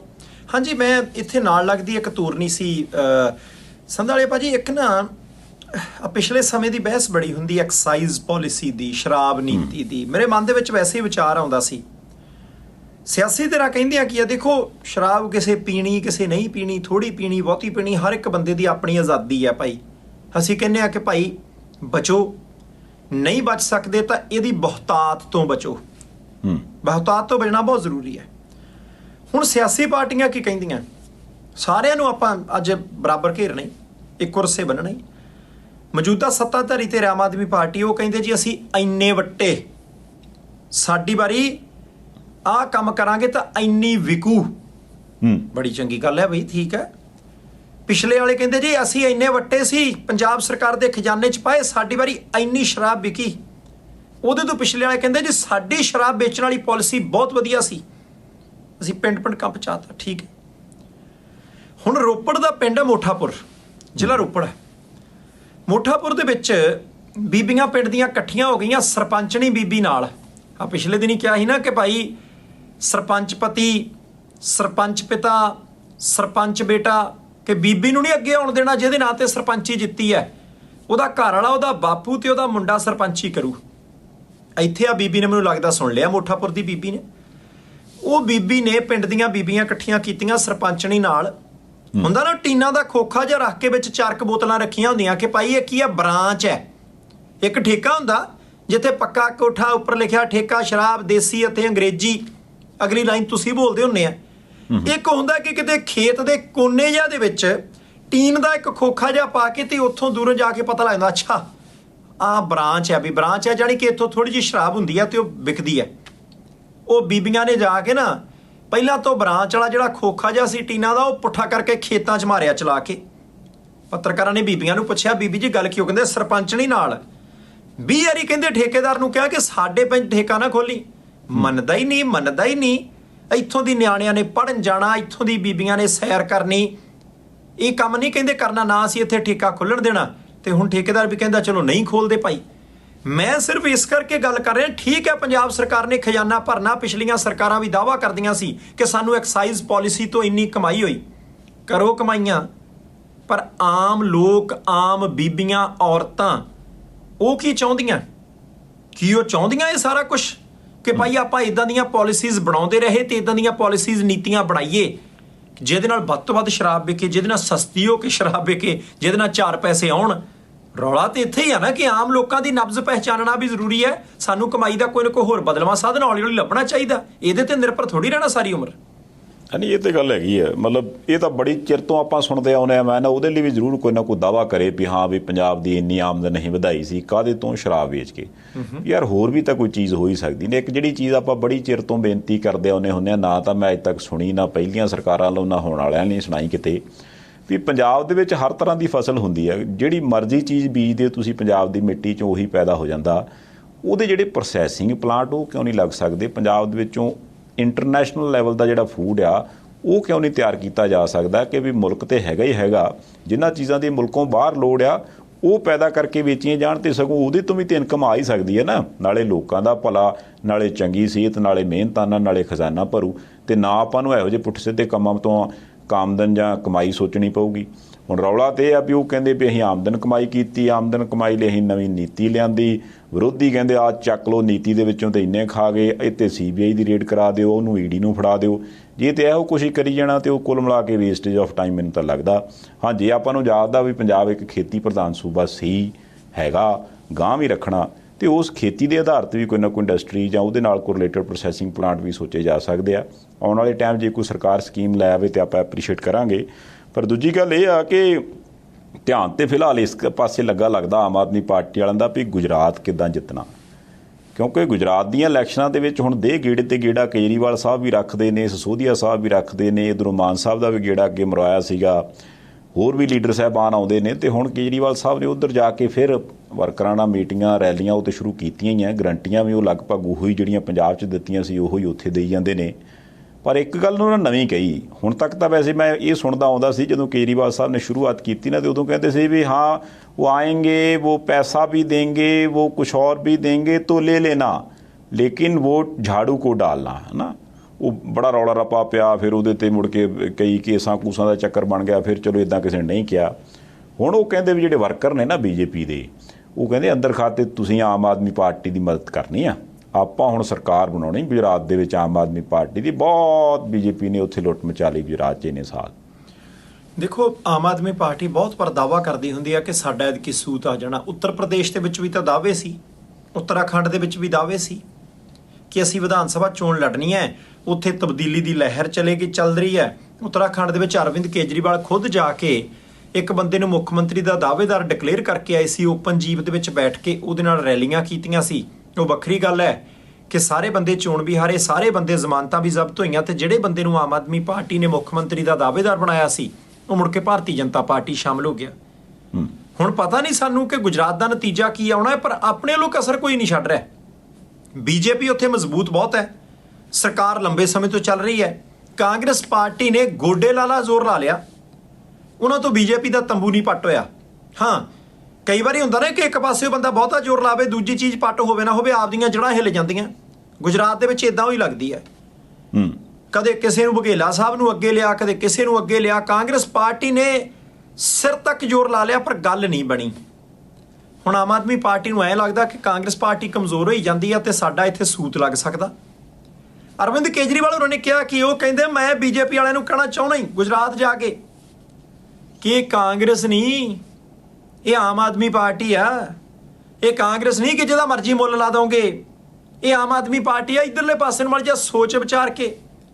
ਤੇ ਨਾਲ ਇਹ ਵੀ ਕਹਿਤਾ, ਕਹਿੰਦੇ ਜੀ ਸਰਕਾਰ ਬਣਾਓ ਗੁਜਰਾਤ ਦੇ ਲੋਕੋ, ਸਰਪੰਚ ਦਾ ਸਰਕਾਰ ਨਾਲ ਕਹਿੰਦੇ ਜੀ ਸਿੱਧਾ ਸੰਪਰਕ ਹੋਊਗਾ। ਇਦਾਂ ਨਹੀਂ ਕਿ ਤੁਸੀਂ ਕੋਈ ਸਰਕਾਰ ਤੋਂ ਲੈਣਾ ਹੈ, ਤੁਸੀਂ ਸਰਕਾਰ ਨੂੰ ਕੋਈ ਮੰਗ ਪਹੁੰਚਾਉਣੀ ਹੈ ਤਾਂ ਤੁਹਾਨੂੰ ਵਿੱਚ ਇੱਕ ਮਿਡਲਮੈਨ ਲੱਭਣਾ ਪਊਗਾ ਜਾਂ ਤੁਹਾਨੂੰ ਕੋਈ ਹੋਰ ਬੰਦਾ ਲੱਭਣਾ ਪਊਗਾ। ਜਿੱਦਾਂ ਐਮਐਲਏ ਦਾ ਕਹਿੰਦੇ ਜੀ ਸਰਕਾਰ ਨਾਲ ਸਿੱਧਾ ਸੰਪਰਕ ਹੁੰਦਾ, ਗੁਜਰਾਤ ਦੇ ਜਿਹੜੇ ਸਰਪੰਚ ਨੇ ਉਹਨਾਂ ਦਾ ਵੀ ਸਿੱਧਾ ਸੰਪਰਕ ਅਸੀਂ ਆਪਦੀ ਸਰਕਾਰ ਨਾਲ ਰੱਖਾਂਗੇ। ਤੁਸੀਂ ਬਸ ਇੱਕ ਵਾਰੀ ਖਿੱਚ ਕੇ ਬਟਨ ਦੱਬਣ ਦੀ ਗੱਲ ਕਰੋ। ਨਾਲ ਹੀ ਇਹ ਵੀ ਕਹਿਤਾ ਸਕੂਲ ਵਧੀਆ ਬਣਾਵਾਂਗੇ, ਹਸਪਤਾਲ ਵਧੀਆ ਬਣਾਵਾਂਗੇ, ਸਿਹਤ ਸਹੂਲਤਾਂ ਦੇਵਾਂਗੇ, ਜਿਹੜੇ ਸਰਕਾਰੀ ਦਫ਼ਤਰ ਨੇ ਉਹਨਾਂ ਦੇ ਵਿੱਚ ਖੱਜਲ ਖਰਾਬੀ ਬੰਦ ਕਰਾਂਗੇ। ਇਹ ਸਾਰੀਆਂ ਗੱਲਾਂ ਤਾਂ ਪੰਜਾਬ ਵਾਲੀਆਂ, ਪਰ ਕਰਨ ਵੀ ਕਿਉਂ ਨਾ ਸੰਧਾਲੀਆ ਸਾਹਿਬ, ਅਗਲੇ ਦੀਆਂ ਗੱਲਾਂ ਪੰਜਾਬ 'ਚ ਕੰਮ ਆਈਆਂ। ਨਹੀਂ ਆਈਆਂ, ਬਿਲਕੁਲ ਆਈਆਂ। ਮੈਨੂੰ ਤੇ ਵੀ ਆਸ ਉਮੀਦ ਲੱਗਦੀ ਆ ਵੀ ਪਿਛਲੇ ਦਿਨੀ ਉਹ ਜਿਹੜੀ ਆਟਾ ਦਾਲ ਸਕੀਮ ਜੀ ਨਵੀਂ ਸੀਗੀ, ਉਹਦੇ ਲਈ ਵੀ ਹੁਣ ਕਹਿੰਦੇ ਐਕਟੀਵਿਟੀ ਸ਼ੁਰੂ ਹੋ ਗਈ ਆ। ਪਿਓ ਰਾਸ਼ਨ ਕਾਰਡ ਤੁਸੀਂ ਆਪਣੇ ਜਿਹੜੇ ਜੋ ਫਟਾਫਟ ਆਨਲਾਈਨ ਕਰਾ ਲਓ, ਫਿਰ ਕੰਪਨੀ ਜਿਹੜੀ ਘਰੋਂ ਘਰ ਆਟਾ ਦੇ ਕੇ ਜਾਇਆ ਕਰੂਗੀ, ਆਵਾਜ਼ ਮਾਰ ਕੇ ਅਗਲੇ ਚੀਜ਼ ਪਹੁੰਚਾ ਕੇ ਜਾਇਆ ਕਰਨਗੇ। ਬਹੁਤੀ ਚੀਜ਼ ਪੁਰਾਣੀ ਵੀ ਨਹੀਂ ਹੋਊਗੀ, ਲੱਗੀ ਵੀ ਨਹੀਂ ਹੋਊਗੀ। ਜਿੱਦਾਂ ਪਹਿਲਾਂ ਕਹਿੰਦੇ ਹੁੰਦੇ ਵੀ ਕਈ ਵਾਰਾਂ ਤੇ ਕਣਕ ਦੇ ਜਾਣੀ ਤੇ ਕਣਕ ਖਾਣੀ ਤਾਂ ਦੂਰ ਦੀ ਗੱਲ, ਕਣਕ ਵਾਲ ਵੇਖਣ ਨੂੰ ਜੀ ਨਹੀਂ ਕਰਦਾ ਹੁੰਦਾ। ਹੁਣ ਕਹਿੰਦੇ ਦੇਖਿਓ ਸਾਰਾ ਕੁਝ ਫਰੈਸ਼ ਮਿਲੂਗਾ। ਮੈਨੂੰ ਇਹ ਲੱਗਦਾ ਹੈ ਵੀ ਗੁਜਰਾਤ ਤੇ ਹਿਮਾਚਲ ਦੀਆਂ ਇਲੈਕਸ਼ਨਾਂ ਤੱਕ ਆਟਾ ਦਾਲ ਵੀ ਹੋ ਸਕਦਾ ਵੀ ਉਦੋਂ ਤੱਕ ਸਕੀਮਾਂ ਇਸ ਤਰ੍ਹਾਂ ਚਲਾ ਕੇ ਤੇ ਕਿਸੇ ਦਿਨ ਇੱਕ ਅੱਧੀ ਕੋਈ ਪ੍ਰੈਸ ਕਾਨਫਰੰਸ ਹੋ ਜਾਵੇ ਤੇ ਦੇ ਲੱਡੂ ਤੇ ਦੇ ਬਰਫੀ ਉਸ ਦਿਨ ਫਿਰ ਚੱਲੇ ਤੇ ਆਖਣ ਵੀ ਆਹ ਦੇਖ ਲਓ ਮਹਾਰਾਜ ਅਸੀਂ ਹੁਣ ਘਰ ਘਰ ਸਾਰਾ ਕੁਝ ਪਹੁੰਚਾਤਾ। ਚੰਗੀ ਗੱਲ ਹੈ, ਪੰਜਾਬੀਆਂ ਨੂੰ ਇਹ ਸਾਰਾ ਕੁਝ ਮਿਲ ਰਿਹਾ। ਇਹਨਾਂ ਚੀਜ਼ਾਂ ਦਾ ਪ੍ਰਚਾਰ ਤੁਸੀਂ ਬਾਕੀ ਸਟੇਟਾਂ 'ਚ ਕਰ ਰਹੇ ਹੋ, ਪਰ ਉਹਦੇ ਨਾਲ ਨਾਲ ਮੈਨੂੰ ਲੱਗਦਾ ਭੱਟ ਸਾਹਿਬ ਕਿ ਇੱਕ ਗੱਲ ਦਾ ਜ਼ਰੂਰ ਖਿਆਲ ਰੱਖਿਆ ਜਾਣਾ ਚਾਹੀਦਾ ਵੀ ਧਿਆਨ ਨਾ ਵੰਡਿਆ ਜਾਵੇ। ਪੰਜਾਬ ਦੇ ਵਿੱਚ ਅਜੇ ਸਰਕਾਰ 27 ਤੱਕ ਚੱਲਣੀ ਆ ਤੇ ਇਹ ਨਾ ਹੋਵੇ ਵੀ ਇੱਥੇ ਆਪਾਂ ਸਿਰਫ ਇੱਕ ਹੁੰਦਾ ਨਾ ਵੀ ਮੰਨ ਲਓ ਜੇ ਰੇਹੜੀ ਦੇ ਉੱਪਰ ਕੋਈ ਫਰੂਟ ਲਾਇਆ ਤੇ ਉਹ ਅੱਗੇ ਤੇ ਸੰਤਰੇ ਚੰਗੇ ਲਾਏ ਆ ਤੇ ਪਿਛਲੇ ਪਾਸੇ ਸਮਾਨ ਉਹੀ ਚੱਲੀ ਜਾਵੇ ਤੇ ਜਦੋਂ ਅਗਲੇ ਵੀ ਥੋੜੇ ਜਿਹੇ ਉਹੋ ਜਿਹੇ ਹੋ ਜਾਣ ਤੇ ਮਗਰਲੇ ਤੇ ਪਹਿਲਾਂ ਹੀ ਉਹੋ ਜਿਹੇ ਸੀ ਤੇ ਮੁੜ ਕੇ ਰੇਹੜੀ ਪੁੱਠੀ ਪੈ ਜਾਵੇ। ਉਹ ਤੋਂ ਜ਼ਰੂਰ ਬਚਾਅ ਹੋਣਾ ਚਾਹੀਦਾ ਹੈ ਨਾ, ਕਿਉਂਕਿ ਹੁਣ ਤੇ ਕੰਮ ਚੱਲੀ ਜਾਂਦਾ, ਠੀਕ ਆ, ਲੋਕਾਂ ਦਾ ਵੀ ਕੰਮ ਸੈੱਟ ਆ, ਪਰ ਜਦੋਂ ਇਹ ਉਹ ਗੁਜਰਾਤ ਦੀਆਂ ਇਲੈਕਸ਼ਨਾਂ ਵੀ ਲੰਘ ਗਈਆਂ, ਹਿਮਾਚਲ ਦੀਆਂ ਵੀ ਲੰਘ ਗਈਆਂ, ਉਹਦੇ ਨਤੀਜੇ ਕੀ ਆਉਂਦੇ ਕੀ ਨਹੀਂ ਆਉਂਦੇ ਉਹ ਬਾਅਦ ਦੀ ਗੱਲ ਆ। ਉਹਨੇ ਚਿਰ ਨੂੰ ਇੱਧਰ ਜਿਹੜੇ 92 ਜਿੱਤੇ ਨੇ ਇਹਨਾਂ ਦੇ ਵਿੱਚੋਂ ਵੀ ਕੁਛ ਨਾ ਕੁਛ ਪਤਾ ਲੱਗਣ ਲੱਗ ਪਏ ਵੀ ਯਾਰ ਉਹ ਆਪਾਂ ਦਾ ਧਿਆਨ ਉੱਧਰ ਰਹਿ ਗਿਆ ਤੇ ਯਾਰ ਇੱਧਰ ਤੇ ਧਿਆਨ ਦਿੱਤੇ ਨਹੀਂ ਗਿਆ। ਜ਼ਰੂਰੀ ਹੈ ਜੀ, ਚੈੱਕ ਰੱਖਣਾ ਬਹੁਤ ਜ਼ਰੂਰੀ ਹੈ। ਜੇ ਨਿਗਾਹ ਨਹੀਂ ਰੱਖਣਗੇ ਸਾਰੀਆਂ ਧਿਰਾਂ ਵਾਲੇ ਤਾਂ ਫਿਰ ਔਖਾ ਹੋ ਜਾਊਗਾ। ਹੁਣ ਆਪਾਂ ਕੱਲੀ ਕਰਕੇ ਪੰਜਾਬ ਦੀਆਂ ਸਿਆਸੀ ਧਿਰਾਂ ਦੀ ਚਰਚਾ ਕਰੇ ਹੀ ਲੈਂਦੇ ਹਾਂ। ਹੁਣ ਇੱਧਰਲੇ ਪਾਸੇ ਤੁਸੀਂ ਦੇਖੋ ਅਮਰਜੀਤ ਸਿੰਘ ਸੰਦੋਆ ਐਮਐਲਏ ਹੁੰਦੇ ਸੀ ਆਮ ਆਦਮੀ ਪਾਰਟੀ ਵੱਲੋਂ, ਰੋਪੜ ਤੋਂ ਸਾਬਕਾ ਵਿਧਾਇਕ ਹੋ ਗਏ, ਪਾਰਟੀ ਨੇ ਟਿਕਟ ਨਹੀਂ ਦਿੱਤੀ ਪਰ ਉਹਨਾਂ ਪਾਰਟੀ ਵੀ ਨਹੀਂ ਛੱਡੀ। ਹੁਣ ਚਰਚਾ ਪਿਛਲੇ ਦਿਨਾਂ ਦੀ ਚੱਲਦੀ ਸੀ, ਉਹਨਾਂ ਨੇ ਵੀ ਕਿਹਾ ਕਿ ਮੈਨੂੰ ਫਸਾਇਆ ਜਾ ਰਿਹਾ, ਮੈਨੂੰ ਬਦਨਾਮ ਕੀਤਾ ਜਾ ਰਿਹਾ, ਮੇਰਾ ਕਸੂਰ ਕੋਈ ਨਹੀਂ। ਜੰਗਲਾਤ ਵਿਭਾਗ ਦੀ ਜ਼ਮੀਨ ਸੀ 90,000 ਦੀ ਜਗ੍ਹਾ 9,90,000 ਦੀ ਸਰਕਾਰ ਨੂੰ ਕਿਉਂ ਵੇਚੀ ਗਈ ਇਹਦਾ ਰੌਲਾ। ਫਿਰ ਜਿਹੜੇ ਬੰਦਿਆਂ ਦਾ ਰੌਲਾ ਸੀ ਉਹਨਾਂ ਨੇ ਜਲੰਧਰ ਦੀ ਇੱਕ ਬੀਬੀ ਦੇ ਖਾਤੇ 'ਚ ਪੈਸੇ ਪਾਏ, ਬੀਬੀ ਨੇ ਆਪਣੇ ਘਰ ਵਾਲੀ ਦੇ ਖਾਤੇ 'ਚ ਪੈਸੇ ਪਾਏ, ਉਹਦੇ ਤੋਂ ਬਾਅਦ ਉਹ ਪੈਸੇ ਇੱਕ ਆਟੋ ਡੀਲਰ ਦੇ ਖਾਤੇ 'ਚ 20-19 ਲੱਖ ਰੁਪਈਆ ਗਿਆ। ਉਹ ਤੋਂ ਇੱਕ ਗੱਡੀ ਫਿਰ ਜਿਹੜੀ ਨਵੀਂ ਹੈ ਇੱਕ ਵਿਅਕਤੀ ਵਿਸ਼ੇਸ਼ ਕੋ ਗਈ ਇਨੋਵਾ, ਉਹ ਗੱਡੀ ਦੇ ਬਾਰੇ ਚਰਚਾ ਸੀ ਕਿ ਸਾਬਕਾ ਐਮਐਲਏ ਸਾਹਿਬ ਚਲਾਉਂਦੇ ਆ। ਉਹ ਕਹਿੰਦੇ ਸੀ ਇਦਾਂ ਦੀ ਗੱਲ ਕੋਈ ਨਹੀਂ, ਮੈਂ ਰਿਸ਼ਤੇਦਾਰਾਂ ਤੋਂ ਸੋਰਸ ਆਫ ਇਨਕਮ ਥੋੜੀ ਪੁੱਛਦਾ ਫਿਰਦਾ, ਆਪਾਂ ਚੀਜ਼ਾਂ ਵਰਤਣ ਲਈ ਉਧਾਰ ਲੈ ਹੀ ਲੈਂਦੇ ਆ। ਮੈਂ ਤਾਂ ਆਪਣੇ ਰਿਸ਼ਤੇਦਾਰਾਂ ਤੋਂ ਇਹ ਗੱਡੀ ਵਰਤਣ ਨੂੰ ਲਈ ਆ, ਮੈਨੂੰ ਕੀ ਪਤਾ ਉਹਨਾਂ ਨੇ ਕਿੱਥੋਂ ਲਈ ਕਿੱਥੋਂ ਨਹੀਂ। ਚਲੋ ਵਿਜੀਲੈਂਸ ਨੇ ਹੁਣ ਉਹ ਗੱਡੀ ਜ਼ਬਤ ਕਰ ਲਈ। ਕਹਿੰਦੇ ਨਹੀਂ ਸਾਡੇ ਹਿਸਾਬ ਨਾਲ ਇਹਦੇ ਵਿੱਚ 2 ਨੰਬਰ ਦਾ ਪੈਸਾ ਲੱਗਿਆ, ਇਹ ਗੱਡੀ 2 ਨੰਬਰ ਦੇ ਪੈਸੇ ਨਾਲ ਖਰੀਦੀ ਗਈ ਹੈ। ਜ਼ਬਤ ਕਰਕੇ ਥਾਣੇ ਕੇਸ ਪ੍ਰਾਪਰਟੀ ਬਣਾ ਕੇ ਖੜੀ ਕਰ ਦਿੱਤੀ। ਹੁਣ ਜਿਹੜੀ ਗੱਡੀ ਐਮਐਲਏ ਸਾਹਿਬ ਸਾਬਕਾ ਐਮਐਲਏ ਸਾਹਿਬ ਝੂਟਦੇ ਸੀ, ਜਿਹ 'ਚ ਝੂਟੇ ਲੈਂਦੇ ਸੀ, ਜੇ ਉਹ ਗੱਡੀ ਕੇਸ ਪ੍ਰਾਪਰਟੀ ਬਣਾਈ ਗਈ ਹੈ ਤਾਂ ਇਹਦਾ ਮਤਲਬ ਹੈ ਕਿ ਦੇਰ ਸਵੇਰ ਪੁੱਛਗਿੱਛ ਹੋ ਸਕਦੀ ਹੈ। ਦੇਖੋ ਜ਼ਰੂਰੀ ਨਹੀਂ ਕਿ ਹਰ ਬੰਦਾ ਜਿਹੜਾ ਉਹ ਭ੍ਰਿਸ਼ਟੀ ਹੋਵੇ, ਕੋਈ ਵੀ ਬੰਦਾ ਠੀਕ ਹੋ ਸਕਦਾ। ਇਸ ਕਰਕੇ ਜੇ ਪੁੱਛ ਪੜਤਾਲ ਦੀ ਨੌਬਤ ਆਉਂਦੀ ਹੈ ਪੁੱਛ ਪੜਤਾਲ ਕਰਨੀ ਚਾਹੀਦੀ ਹੈ, ਪਰ ਸਿਆਸੀ ਆਧਾਰ ਦੇ ਉੱਤੇ ਕਿਸੇ ਨੂੰ ਕੋਈ ਤੰਗੀ ਪਰੇਸ਼ਾਨੀ ਨਾ ਹੋਵੇ ਇਹਦਾ ਖਿਆਲ ਰੱਖਣਾ ਬਹੁਤ ਜ਼ਰੂਰੀ ਹੈ। ਪਰ ਸੰਧਾਲੀਆ ਸਾਹਿਬ ਜੇ ਗੱਲ ਸੱਚ ਨਿਕਲਦੀ ਹੈ, ਜੇ ਤੁਸੀਂ ਦੇਖੋ ਨਾ ਕਿੰਨਾ ਬਲ ਪਾ ਕੇ, ਕਿੰਨਾ ਘੁਮਾ ਕੇ, ਕਿੰਨਾ ਦਿਮਾਗ ਲਾ ਕੇ ਫਿਰ ਕੰਮ ਕਰ ਲਿਆ ਜਾਂਦਾ। ਨਹੀਂ ਕਰ ਲਿਆ ਜਾਂਦਾ, ਪਰ ਚਲੋ ਇੱਕ ਗੱਲ ਤਾਂ ਹੈਗੀ ਆ ਵੀ ਆਮ ਆਦਮੀ ਪਾਰਟੀ ਆਪਾਂ ਸ਼ੁਰੂ ਤੋਂ ਕਹਿੰਦੇ ਆਉਂਦੇ ਆ ਵੀ ਇਹਨਾਂ ਵੱਲ ਜੇ ਕੋਈ ਇੱਕ ਉਂਗਲ ਵੀ ਕਰੇ ਨਾ ਤੇ ਇਹਨਾਂ ਨੂੰ ਸਾਰੀ ਗੱਲ ਨੂੰ 4 ਵਾਰਾਂ ਕਲੀਅਰ ਕਰਨਾ ਚਾਹੀਦਾ ਲੋਕਾਂ ਦੇ ਸਾਹਮਣੇ, ਕਿਉਂਕਿ ਜੇ ਇੱਕ ਅੱਧੀ ਗੱਲ ਦਾ ਵੀ ਸ਼ੱਕ ਰਹਿ ਗਿਆ ਤੇ ਉਹ ਗੱਲ ਮੁੜ ਕੇ ਦੂਰ ਤੱਕ ਚਲੇ ਜਾਣੀ ਆ। ਹਾਂ, ਇਸ ਤੋਂ ਪਹਿਲਾਂ ਚਲੋ ਸਿਹਤ ਮੰਤਰੀ ਸਾਹਿਬ ਦੀ ਗੱਲ ਨਿਕਲੀ ਸੀ, ਉਹਦੇ ਤੇ ਉਹਨਾਂ ਨੇ ਤੱਟ-ਫੱਟ ਕਾਰਵਾਈ ਕੀਤੀ, ਲੋਕਾਂ ਨੂੰ ਲੱਗਿਆ ਵੀ ਹਾਂ ਯਾਰ ਥੋੜ੍ਹਾ ਜਿਹਾ ਫਰਕ ਆ। ਹੁਣ ਜੇ ਮੰਨ ਲਓ ਭਾਵੇਂ ਇਹਨਾਂ ਦੇ ਸਾਬਕਾ MLA ਨੇ, ਜੇ ਗੱਲ ਘੁੰਮਦੀ ਘੁਮਾਉਂਦੀ ਉੱਥੋਂ ਤੱਕ ਨਿਕਲਦੀ ਆ, ਉਹਨਾਂ ਨੇ ਕਿਉਂਕਿ ਮਹਿਕਮਾ ਤੇ ਚਲੋ ਸਰਕਾਰ ਦੇ ਅੰਡਰ ਹੀ ਆ, ਜੇ ਮਹਿਕਮੇ ਨੇ ਗੱਡੀ ਫੜ ਕੇ ਤੇ ਅੰਦਰ ਡੱਕ ਲਈ ਤੇ ਕੇਸ ਪ੍ਰਾਪਰਟੀ ਬਣਾ ਲਈ ਤਾਂ ਮਤਲਬ ਉੱਪਰ ਉਹਨਾਂ ਨੇ ਕਿਹਾ ਹੀ ਹੋਊਗਾ, ਤਾਂ ਹੀ ਉਹ ਸਾਰਾ ਕੁਝ ਕੀਤਾ ਗਿਆ। ਜੇ ਤੇ ਇਸੇ ਤਰ੍ਹਾਂ ਦੁੱਧ ਦਾ ਦੁੱਧ ਪਾਣੀ ਦਾ ਪਾਣੀ ਲੋਕਾਂ ਦੇ ਸਾਹਮਣੇ ਕਰੀ ਜਾਣਗੇ ਤੇ ਲੋਕਾਂ ਨੂੰ ਵੀ ਯਕੀਨ ਵੱਧ ਜਾਊਗਾ ਵੀ ਨਹੀਂ ਯਾਰ ਇਹ ਸਾਰਿਆਂ ਨਾਲ ਬਰਾਬਰ ਵਰਤਦੇ ਆ। ਨਹੀਂ ਤੇ ਇੱਕ ਅੱਧੇ ਕੇਸ ਦੇ ਵਿੱਚ ਵੀ ਇਹੋ ਜਿਹੀ ਲਿਹਾਜ਼ਦਾਰੀ ਕਿਤੇ ਕਰ ਲਈ ਤੇ ਜਿੱਦਾਂ ਦਾ ਇਸ ਵਕਤ ਬਾਕੀਆਂ ਦੇ ਉੱਪਰ ਦੇ ਪਰਚੇ ਤੇ ਪਰਚਾ ਦੇ ਚੱਕ ਲਓ ਦੇ ਅੰਦਰ ਤੇ ਉਹਦੇ ਤੋਂ ਮੈਨੂੰ ਇਹ ਜਾਪਦਾ ਵੀ ਉਸ ਮੁੱਦੇ ਨੂੰ ਅਗਲਿਆਂ ਨੇ ਫੜ ਕੇ ਬਹਿ ਜਾਣਾ ਤੇ ਫਿਰ ਆਮ ਆਦਮੀ ਪਾਰਟੀ ਨੂੰ ਜਵਾਬ ਦੇਣਾ ਔਖਾ ਹੋ ਜਾਣਾ। ਹੁਣ ਜਿੱਦਾਂ ਇੱਕ ਨਵਾਂ ਪਰਚਾ ਰਾਜਾ ਵੜਿੰਗ ਸਾਹਿਬ ਤੇ ਸੁਖਪਾਲ ਸਿੰਘ ਖਹਿਰਾ ਸਾਹਿਬ ਤੇ ਹੋਇਆ ਮੋਹਾਲੀ 'ਚ, ਆਮ ਆਦਮੀ ਪਾਰਟੀ ਦੇ ਉਹ ਲੀਡਰ ਨੇ ਜਿਨ੍ਹਾਂ ਨੇ ਉਹ ਕਰਵਾਇਆ ਪਰਚਾ, ਤੇ ਦੋਸ਼ ਉਹਨਾਂ ਨੇ ਇਹ ਲਾਇਆ ਕਿ ਵੀ ਜਿਹੜੀ ਇੱਕ ਪਿਛਲੇ ਦਿਨ ਇੱਕ ਸੂਚੀ ਜੀ ਬਣਾਈ ਸੀਗੀ ਜੀ, ਉਹ ਕੋਈ ਚੇਅਰਮੈਨਾਂ ਨਾਲ ਰਿਲੇਟਡ ਨਵੀਆਂ ਨਿਯੁਕਤੀਆਂ ਕੀਤੀਆਂ ਗਈਆਂ, ਉਹ ਕਹਿੰਦੇ ਸੂਚੀ ਇਹਨਾਂ ਨੇ ਸੋਸ਼ਲ ਮੀਡੀਆ ਦੇ ਉੱਪਰ ਪਾਈ ਹੈ ਤੇ ਉਹਦੇ ਨਾਲ ਜਿਹੜਾ ਸਾਡਾ ਜਿਹੜਾ ਅਕਸ ਹੈ ਉਹ ਖਰਾਬ ਕੀਤਾ। ਅਸਲ ਦੇ ਵਿੱਚ ਉਹ ਸਾਰਾ ਕੁਝ ਗਲਤ ਸੀਗਾ, ਜਿਵੇਂ ਦੱਸਿਆ ਗਿਆ ਉੱਦਾਂ ਹੈ ਨਹੀਂ ਸੀ, ਤੇ ਇਸ ਚੱਕਰ ਦੇ ਵਿੱਚ ਉਹ ਜਿਹੜਾ ਪਰਚਾ ਉਹ ਹੋ ਗਿਆ। ਤੇ ਹੁਣ ਵੇਖੋ ਇਹ ਕਹਾਣੀ ਕਿੱਧਰ ਨੂੰ ਜਾਂਦੀ ਆ। ਜਦੋਂ ਦੀ ਭਗਵੰਤ ਮਾਨ ਹੋਰਾਂ ਦੀ ਸਰਕਾਰ ਬਣੀ ਹੈ ਉਦੋਂ ਦਾ ਵਿਰੋਧੀ ਸਭ ਤੋਂ ਵੱਡਾ ਦੋਸ਼ ਇਹ ਲਾਉਂਦੇ ਆ ਕਿ ਸਰਕਾਰ ਦੇ ਲਿੰਗੋਂ ਚੱਲਦੀ ਹੈ, ਸਰਕਾਰ ਦੇ ਉੱਤੇ ਕੇਜਰੀਵਾਲ ਹੋਰਾਂ ਦਾ ਪ੍ਰਭਾਵ ਬਹੁਤ ਆ, ਉਹ ਫੈਸਲਿਆਂ ਦੇ ਉੱਤੇ ਜਿਹੜਾ ਉਹ ਆਪਣਾ ਪ੍ਰਭਾਵ ਪਾਉਂਦੇ ਆ, ਫੈਸਲੇ ਬਦਲਵਾਉਂਦੇ ਆ। ਹੋਰ ਵੀ ਕਈ ਬੰਦਿਆਂ ਦਾ ਜ਼ਿਕਰ ਚਰਚਾ ਚੱਲਦਾ ਸੀ ਤੇ ਵਿਰੋਧੀ ਪਾਰਟੀਆਂ ਦੇ ਲਈ ਇੱਕ ਬਹੁਤ ਵੱਡਾ ਹਥਿਆਰ ਸੀ। ਆਪਾਂ ਬਾਰ-ਬਾਰ ਕਹਿੰਦੇ ਸੀ ਕਿ ਪੰਜਾਬ ਦੇ ਲੋਕਾਂ ਆਈਨ ਨਹੀਂ ਮੰਨਣੀ, ਪੰਜਾਬ ਦੇ ਲੋਕ ਰਲ ਕੇ ਤਾਂ ਚੱਲਣਾ ਚਾਹੁੰਦੇ ਆ, ਪੰਜਾਬ ਦੇ ਲੋਕ ਇਹ ਤਾਂ ਚਾਹੁੰਦੇ ਆ ਡਿਵੈਲਪਮੈਂਟ ਕਰਨ ਦੇ ਲਈ ਜਿਹਦਾ ਹੱਥ ਫੜਨਾ ਪਵੇ ਅਸੀਂ ਫੜਾਂਗੇ, ਜਿਹਨੂੰ ਤੋਂ ਕੁਝ ਸਿੱਖਣਾ ਪਵੇ ਅਸੀਂ ਸਿੱਖਾਂਗੇ। ਪਰ ਜੇ ਕੋਈ ਬੰਦਾ ਨੂੰ ਕਹੇ ਨਹੀਂ ਯਾਰ ਇਹ ਤੁਹਾਨੂੰ ਹੁਕਮ ਇਹ ਦੇਣਗੇ, ਤੁਸੀਂ ਕੋਈ ਗੱਲ ਨਹੀਂ ਚੁੱਪ ਕਰਕੇ ਬਹਿ ਜਾਓ, ਉੱਪਰਲੇ ਪਾਸਿਓਂ ਆ ਕੇ ਇਹ ਕੰਮ ਕਰਨਗੇ, ਇਹ ਔਖਾ। ਇਹ ਨਾ ਕਦੇ ਪਹਿਲਾਂ ਪ੍ਰਵਾਨ ਹੋਇਆ ਤੇ ਨਾ ਕਦੇ ਹੁਣ। ਤੇ ਵਿਰੋਧੀ ਪਾਰਟੀਆਂ ਪੰਜਾਬੀਆਂ ਦੇ ਇਸੇ ਹੀ ਖਾਸੇ ਨੂੰ ਜਾਣ ਕੇ ਇਸ ਮੁੱਦੇ ਦੇ ਉੱਤੇ ਵੱਧ ਤੋਂ ਵੱਧ ਕਟਾਕਸ਼ ਕਰਦੇ ਸੀ, ਪਰ ਕਾਹਲੀ ਨਹੀਂ ਕਰਨੀ ਚਾਹੀਦੀ।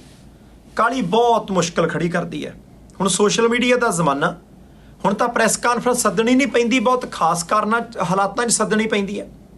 ਹੁਣ ਤਾਂ ਹਰ ਇੱਕ ਲੀਡਰ ਕੋਲ ਫੋਨ ਹੈ, ਹਰ ਇੱਕ ਲੀਡਰ ਦੇ ਫੋਨ ਦੇ ਵਿੱਚ ਅਗਲੇ ਪਾਸੇ ਵੀ ਕੈਮਰਾ, ਪਿਛਲੇ ਪਾਸੇ ਵੀ ਕੈਮਰਾ।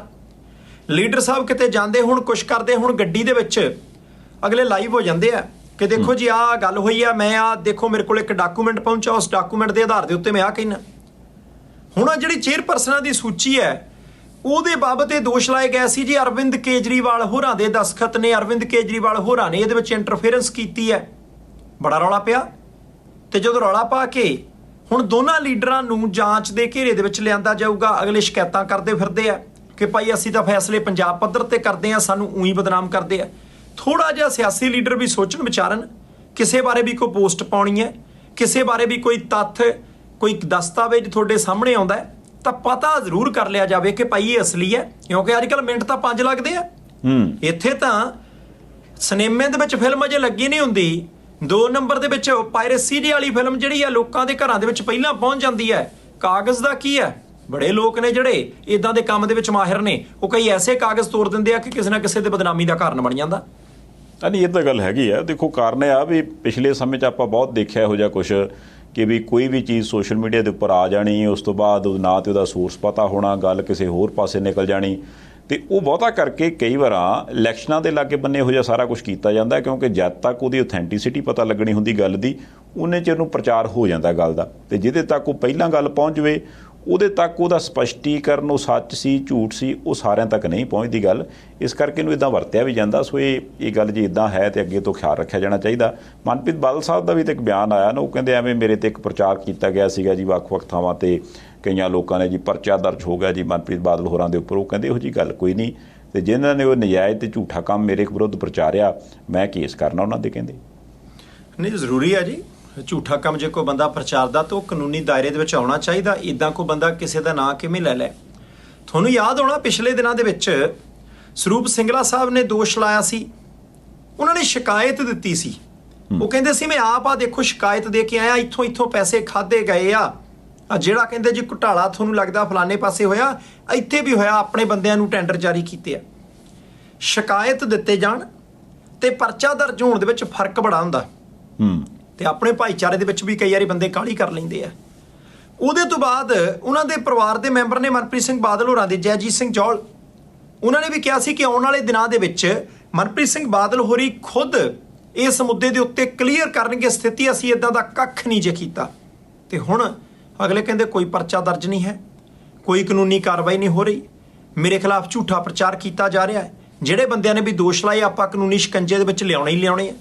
ਹੁਣ ਕਿੰਨੀ ਕਾਰਵਾਈ ਕਰਦੇ ਆ ਮਨਪ੍ਰੀਤ ਸਿੰਘ ਬਾਦਲ, ਕਿੰਨੀ ਕੁ ਨਹੀਂ ਕਰਦੇ, ਇਹ ਤਾਂ ਆਉਣ ਵਾਲਾ ਸਮਾਂ ਦੱਸੂਗਾ। ਪਰ ਲੱਗਦਾ ਕਿ ਲੀਡਰਾਂ ਦੀ ਖਹਿਬਾਜ਼ੀ ਜਿਹੜੀ ਹੈ ਆਉਣ ਵਾਲੇ ਦਿਨਾਂ ਦੇ ਵਿੱਚ ਬਹੁਤ ਜ਼ਿਆਦਾ ਜਿਹੜਾ ਵੱਧ ਜਾਣੀ ਹੈ, ਕਿਉਂਕਿ ਵਿਧਾਨ ਸਭਾ ਚੋਣਾਂ ਤੋਂ ਬਾਅਦ ਅਜੇ ਤੱਕ ਵੀ ਲੀਡਰ ਚੁੱਪ ਨਹੀਂ ਬੈਠੇ, ਠੰਡੇ ਹੋ ਕੇ ਨਹੀਂ ਬੈਠੇ, ਗਰਮੋ ਗਰਮੀ ਕਾਇਮ ਹੈ ਜੀ। ਨਹੀਂ, ਖਹਿਬਾਜ਼ੀ ਤੇ ਦੇਖੋ ਤੁਸੀਂ ਇਸ ਪੱਧਰ ਤੱਕ ਪਹੁੰਚੀ ਪਈ ਆ ਗੱਲ। ਮੈਂ ਅਗਲੇ ਪਾਸੇ ਨੂੰ ਲੈ ਕੇ ਜਾਵਾਂ ਤੇ ਸ਼੍ਰੋਮਣੀ ਗੁਰਦੁਆਰਾ ਪ੍ਰਬੰਧਕ ਕਮੇਟੀ ਦੇ ਪ੍ਰਧਾਨ ਨੇ ਐਡਵੋਕੇਟ ਧਾਮੀ ਸਾਹਿਬ, ਉਹਨਾਂ ਨੇ ਜਿਹੜਾ ਇਹ ਕਿਹਾ ਸੀਗਾ ਨਾ ਜੀ, ਉਹ ਕਹਿੰਦੇ ਦੇਖੋ ਬੰਦੀ ਸਿੰਘਾਂ ਦੀ ਰਿਹਾਈ ਦੇ ਲਈ ਕਮੇਟੀ ਬਣੀ, ਉਸ ਕਮੇਟੀ ਦੇ ਵਿੱਚ ਬਹੁਤ ਸਾਰੇ ਮੈਂਬਰ ਸਾਹਿਬਾਨ ਸੀਗੇ, ਅਸੀਂ ਉਹਨਾਂ ਦੀ ਕਮੇਟੀ ਦੀ ਮੀਟਿੰਗ ਬੁਲਾਈ, ਆਏ ਵੀ ਚਲੋ। ਉਦੋਂ ਬਾਅਦ ਕਹਿੰਦੇ ਨਾ ਤਾਂ ਕੋਈ ਕਮੇਟੀ ਨੂੰ ਸੁਝਾਅ ਦਿੱਤਾ ਤੇ ਨਾ ਕੋਈ ਉਸ ਤੋਂ ਬਾਅਦ ਕੋਈ ਮੀਟਿੰਗ ਦੇ ਵਿੱਚ ਹੀ ਆਇਆ। ਮਤਲਬ ਇਨਡਾਇਰੈਕਟ ਵੇ ਨਾਲ ਉਹਨਾਂ ਨੇ ਥੋੜ੍ਹਾ ਜਿਹਾ ਜਿਹੜਾ ਇਸ ਚੀਜ਼ ਦਾ ਉਜਰ ਇਤਰਾਜ਼ ਕੀਤਾ ਸੀ ਵੀ ਸਾਰੇ ਬੰਦੇ ਜੇ ਕਿਤੇ ਸਿਰ ਜੋੜ ਕੇ ਤੁਰਦੇ ਤੇ ਜ਼ਰੂਰ ਬੰਦੀ ਸਿੰਘਾਂ ਦੇ ਲਈ ਕੁਛ ਨਾ ਕੁਛ ਕੀਤਾ ਜਾ ਸਕਦਾ ਸੀਗਾ। ਪਰ ਹੁਣ ਉਹਨਾਂ ਨੇ ਕਿਹਾ ਤੇ ਆਪਣੇ ਵੱਲੋਂ ਇੱਦਾਂ, ਪਰ ਜਿਹਨਾਂ ਨੂੰ ਕਿਹਾ ਉਹ ਹੁਣ ਦੂਸਰੇ ਪਾਸੇ ਅਗਲੇ ਪਾਸਿਓਂ ਪੈਂਡਾ ਵਾਲਣ ਲੱਗ ਪਏ ਆ। ਦਾਦੂਵਾਲ ਸਾਹਿਬ ਦਾ ਮੈਂ ਬਿਆਨ ਸੁਣ ਰਿਹਾ ਸੀ, ਉਹ ਕਹਿੰਦੇ ਦੇਖੋ ਜੀ ਮੈਂ ਬੇਨਤੀ ਕਰਦਾ ਕਿ ਧਾਮੀ ਸਾਹਿਬ ਬੜੇ ਸਤਿਕਾਰਤ ਨੇ ਤੇ ਉਹ ਕਹਿੰਦੇ ਦੋਸ਼ ਤਾਂ ਉਹ ਸਾਡੇ ਤੇ ਲਾਉਂਦੇ ਨੇ ਵੀ ਹਾਂ ਜੀ ਇਹ ਆਏ ਨਹੀਂ, ਇਹਨਾਂ ਨੇ ਕਮੇਟੀ ਦੀ ਮੀਟਿੰਗ ਨਹੀਂ ਕੀਤੀ। ਉਹ ਕਹਿੰਦੇ ਵੀ ਪ੍ਰਧਾਨ ਤੇ ਕਮੇਟੀ ਦੇ ਧਾਮੀ ਸਾਹਿਬ ਆਪ ਸੀਗੇ ਤੇ ਮੀਟਿੰਗ ਇਹਨਾਂ ਨੇ ਸੱਦਣੀ ਸੀ, ਅਸੀਂ ਤੇ ਸਿਰਫ ਆਉਣਾ ਸੀਗਾ ਤੇ ਜੇ ਆਉਂਦੇ ਉਸ ਤੋਂ ਬਾਅਦ ਅਸੀਂ ਉੱਥੇ ਜ਼ਰੂਰ ਹਾਜ਼ਰੀ ਲਵਾਉਂਦੇ। ਰਹੀ ਗੱਲ ਕਹਿੰਦੇ ਸੁਝਾਵਾਂ ਦੀ, ਉਹ ਜਿਹੜੇ ਮੰਗੇ ਸੀ ਅਸੀਂ ਦਿੱਤੇ ਆ, ਮੰਨਣੇ ਨਾ ਮੰਨਣੇ ਕਹਿੰਦੇ ਇਹਨਾਂ ਦੀ ਮਰਜ਼ੀ। ਇਹੋ ਹੀ ਗੱਲ ਦਿੱਲੀ ਵਾਲੇ ਸਰਨਾ ਸਾਹਿਬ ਕਹੀ ਜਾਂਦੇ ਨੇ, ਉਹ ਕਹਿੰਦੇ ਦੇਖੋ ਜੀ ਅਸੀਂ ਤੇ ਬੰਦੀ ਸਿੰਘਾਂ ਦੀ ਰਿਹਾਈ ਚਾਹੁੰਦੇ ਆ, ਪਹਿਲਾਂ ਕਮੇਟੀ 'ਚ ਸੱਦਿਆ ਸੀ ਅਸੀਂ, ਕਹਿੰਦੇ ਉਦੋਂ ਵੀ ਗਏ, ਉਦੋਂ ਬਾਅਦ ਕਿਸੇ ਨੇ ਨਹੀਂ ਪੁੱਛਿਆ ਤੇ ਫਿਰ ਅਸੀਂ ਨਹੀਂ ਗਏ, ਹੁਣ ਜੇ ਕੋਈ ਸੱਦੂਗਾ ਤਾਂ ਅਸੀਂ ਚਲੇ ਜਾਵਾਂਗੇ। ਮੈਨੂੰ ਲੱਗਦਾ ਵੀ ਜਿਹੜਾ ਇਹ ਇੱਕ ਪਾਸੇ ਐਡਾ ਅਹਿਮ ਮੁੱਦਾ ਹੋਣਾ, ਉਹਦੇ ਲਈ ਪਿਛਲੇ ਦਿਨੀ ਜਿੱਦਾਂ SGPC ਨੇ ਸਾਰੀ ਕੰਪੇਨ ਵੀ ਤਿਆਰ ਕੀਤੀ, ਚਾਹੇ ਉਹ ਦਸਤਖਤ ਮੁਹਿੰਮ ਹੋਵੇ, ਚਾਹੇ ਵੱਖ-ਵੱਖ ਥਾਵਾਂ 'ਤੇ ਧਰਨੇ ਦੇਣ ਦੀ ਗੱਲ ਹੋਵੇ, ਉਹਦੇ ਨਾਲ ਜਿਹੜਾ ਆਹ ਬਹਿਸ ਬਸਈਏ ਵਾਲਾ ਕੰਮ ਹੈ ਨਾ, ਮੈਨੂੰ ਲੱਗਦਾ ਵੀ ਇਹ ਮਾੜਾ ਪ੍ਰਭਾਵ ਪਾਉਂਦਾ, ਇਹ ਨਹੀਂ ਹੋਣਾ ਚਾਹੀਦਾ। ਹਾਂ ਜੇ ਕੋਈ ਗੱਲ ਹੈਗੀ ਆਪਸ ਦੇ ਵਿੱਚ ਤੇ ਉਹ ਬਹਿ ਕੇ ਨਜਿੱਠ ਲਈ ਜਾਵੇ ਤੇ ਜ਼ਿਆਦਾ ਵਧੀਆ ਨਹੀਂ। ਦੇਖੋ ਜਿੱਦਣ ਕਮੇਟੀ ਬਣੀ ਸੀ ਤਾਂ ਮੈਂਬਰ ਸਾਰੇ ਇਕੱਠੇ ਹੋਏ ਸੀ, ਉਦਣ ਬਹੁਤ ਸਾਰੇ ਲੋਕਾਂ ਨੂੰ, ਸੰਗਤ ਨੂੰ ਆਸ ਉਮੀਦ ਸੀ ਕਿ ਭਾਈ ਆ ਦੇਖੋ ਸਿੱਖ ਲੀਡਰਸ਼ਿਪ ਇਕੱਠੀ ਹੋ ਕੇ ਬਹਿ ਗਈ ਹੈ, ਇਹ ਇਕੱਠੇ ਹੋ ਗਏ ਆ, ਇਹ ਮੋਰਚਾ ਜਿੱਤ ਲੈਣਗੇ, ਇਹ ਮੰਗ ਮਨਾ ਲੈਣਗੇ, ਸਿੱਖ ਕੈਦੀ ਜਿਹੜੇ ਸਜ਼ਾ ਪੂਰੀ ਕਰ ਚੁੱਕੇ ਆ, ਜੇਲ੍ਹਾਂ 'ਚ ਬੈਠੇ ਆ, ਉਹ ਬਾਹਰ ਆ ਜਾਣਗੇ। ਇੱਕ ਆਸ ਵੱਜੀ ਸੀ। ਮੈਂ ਤਾਂ ਸੰਧਾਵਾਲੀਆ ਸਾਹਿਬ, ਚਲੋ ਤੁਸੀਂ ਤਾਂ ਬਹੁਤ ਤਜਰਬੇਕਾਰ ਬੰਦੇ ਹੋ, ਮੈਂ ਜੋ ਸੁਰਤ ਸੰਭਾਲੀ ਆ ਨਾ, ਮੈਂ ਇਹਨਾਂ ਸਾਰੇ ਲੀਡਰਾਂ ਨੂੰ ਪਹਿਲੀ ਵਾਰੀ ਇਕੱਠੇ ਹੋਏ ਦੇਖਿਆ ਸੀ ਕਿ ਭਾਈ ਇੱਕ ਥਾਂ ਤੇ ਬੈਠੇ ਆ, ਕਿਸੇ ਮੁੱਦੇ ਤੇ ਬੈਠੇ ਆ। ਉਦੋਂ ਇਹ ਲੱਗਦਾ ਸੀ ਕਿ ਨਹੀਂ ਬਈ ਹੁਣ ਸਮਝ ਆ ਗਈ ਸਾਰਿਆਂ ਨੂੰ ਕਿ ਪੰਥਕ ਮੁੱਦਿਆਂ ਤੇ ਏਕਤਾ ਕਰਨੀ ਪਊ। ਪਰ ਮੈਨੂੰ ਇਹ ਨਹੀਂ ਸੀ ਪਤਾ ਕਿ ਪੰਜਾਬ ਦੇ 13 ਲੋਕ ਸਭਾ ਹਲਕਿਆਂ ਦੇ ਵਿੱਚੋਂ ਇੱਕ ਸੰਗਰੂਰ ਲੋਕ ਸਭਾ ਹਲਕੇ ਦੀ ਜ਼ਿਮਨੀ ਚੋਣ ਇਹਨੂੰ ਬਹੁਤ ਵੱਡੀ ਢਾਲ ਆ ਜੂ, ਕਿਉਂਕਿ ਜ਼ਿਮਨੀ ਚੋਣ ਦੇ ਵਿੱਚ ਬੰਦੀ ਸਿੰਘਾਂ ਦੀ ਰਿਹਾਈ ਦੇ ਮੁੱਦੇ ਤੇ ਇਲੈਕਸ਼ਨ ਲੜਨੀ ਸੀ। 2-3 ਧਿਰਾਂ ਆਪਸ ਦੇ ਵਿੱਚ ਰਲੀ ਨਹੀਂ ਸਕੀਆਂ, ਮੀਟਿੰਗਾਂ ਵੀ ਹੋਈਆਂ, ਕੰਮ ਫੇਰ ਵੀ ਉਧਰਲੇ ਪਾਸੇ ਨੂੰ ਕੋਈ ਚੁੱਪ ਕਰਕੇ ਮੀਟਿੰਗ 'ਚ ਖੜਾ ਕੋਈ ਹੱਸੀ ਜਾਂਦਾ। ਉਹਦੇ ਤੋਂ ਬਾਅਦ ਮੈਨੂੰ ਇਹ ਵੀ ਲੱਗਦਾ ਕਿ ਕੀ ਬੰਦੀ ਸਿੰਘਾਂ ਦੀ ਰਿਹਾਈ ਮਹੱਤਵਪੂਰਨ ਨਹੀਂ, ਕਿਸੇ ਵਿਅਕਤੀ ਵਿਸ਼ੇਸ਼ ਦਾ ਕਮੇਟੀ ਦੇ ਵਿੱਚ ਹੋਣਾ ਜ਼ਰੂਰੀ ਹੈ ਜਾਂ ਬੰਦੀ ਸਿੰਘਾਂ ਦਾ ਜੇਲ੍ਹਾਂ ਦੇ ਵਿੱਚੋਂ ਬਾਹਰ ਆਉਣਾ ਜ਼ਰੂਰੀ ਹੈ?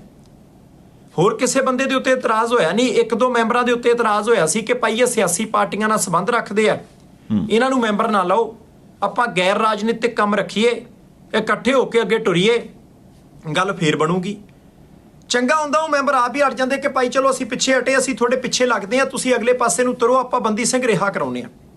ਜਦੋਂ ਇਹ ਪਿਛਲੇ 6 ਮਹੀਨੇ ਦੀ ਆਪਾਂ ਪ੍ਰਕਿਰਿਆ 7 ਮਹੀਨੇ ਦੀ ਦੇਖਦੇ ਆ ਨਾ ਸੰਧਾਵਾਲੀਆ ਸਾਹਿਬ, ਫਿਰ ਸਮਝ ਆਉਂਦੀ ਹੈ ਹੱਕ ਕਿਉਂ ਨਹੀਂ ਮਿਲੇ, ਫਿਰ ਸਮਝ ਆਉਂਦੀ ਹੈ ਅਗਲੇ ਪੱਖਪਾਤ ਕਿਵੇਂ ਕਰ ਜਾਂਦੇ ਆ, ਫਿਰ ਸਮਝ ਆਉਂਦੀ ਹੈ ਕਿ ਸਾਡੇ ਮਸਲੇ ਹੱਲ ਹੋਣ ਨਾਲ ਵੱਧਦੇ ਕਿਉਂ ਨਹੀਂ, ਕਿਉਂਕਿ ਜਿਨ੍ਹਾਂ ਨੇ ਹੱਲ ਕਰਨੇ ਆ, ਜਿਨ੍ਹਾਂ ਨੂੰ ਆਪਾਂ ਬਹੁਤ ਸਿਆਣੇ ਸਮਝਦੇ ਆ ਕਿ ਭਾਈ ਇਹ ਸਾਡੇ ਮਸਲੇ ਹੱਲ ਕਰ ਲੈਣਗੇ, ਇਹ ਸਾਡੇ ਪ੍ਰਤੀਨਿਧ ਨੇ, ਇਹ ਸਾਡੇ ਲੀਡਰ ਨੇ, ਜੇ ਉਹ 11 ਬੰਦੇ 12 ਬੰਦੇ 13 ਬੰਦੇ ਸਿਰ ਜੋੜ ਕੇ ਨਹੀਂ ਬਹਿ ਸਕਦੇ ਭਲਕ ਨੂੰ ਇਹਨਾਂ ਲੀਡਰਾਂ ਨੇ ਸੱਦੇ ਦੇਣੇ ਆ।